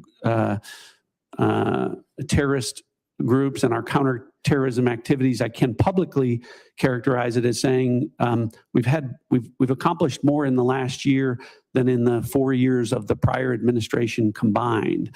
So hopefully it gives you some measure of comfort about how we're approaching things and the effectiveness that we've had in the last year in that regard. And I look forward to getting into detail in the classified portion. Look forward to that. Thank you. Senator Reed. Thank you very much, Mr. Chairman. Ladies and gentlemen, thank you. The Washington Post reported earlier this week, in their words, the U.S. intelligence assessments say Iran's regime likely to remain in place for now, weakened but more hardline, with the powerful Islamic Revolutionary Guard Corps security forces exerting greater control. Director Gabbard, do you stand by that reported intelligence community assessment? I don't stand by any leaked so-called intelligence to the media. I do stand by the intelligence community's assessment that was included in the annual threat assessment that speaks directly to this issue that as of this moment, the regime maintains power within Iran, even though they are vastly degraded on almost every front. Do you think that the killing of the Ayatollah and his wife and other family members and key people contributed to the picking of a hardline successor? Senator, the intelligence community's assessment has pointed to a number of different scenarios that went into play with the selection of the successor. The details of that we can discuss in a closed hearing with regard to the intelligence reporting. Is the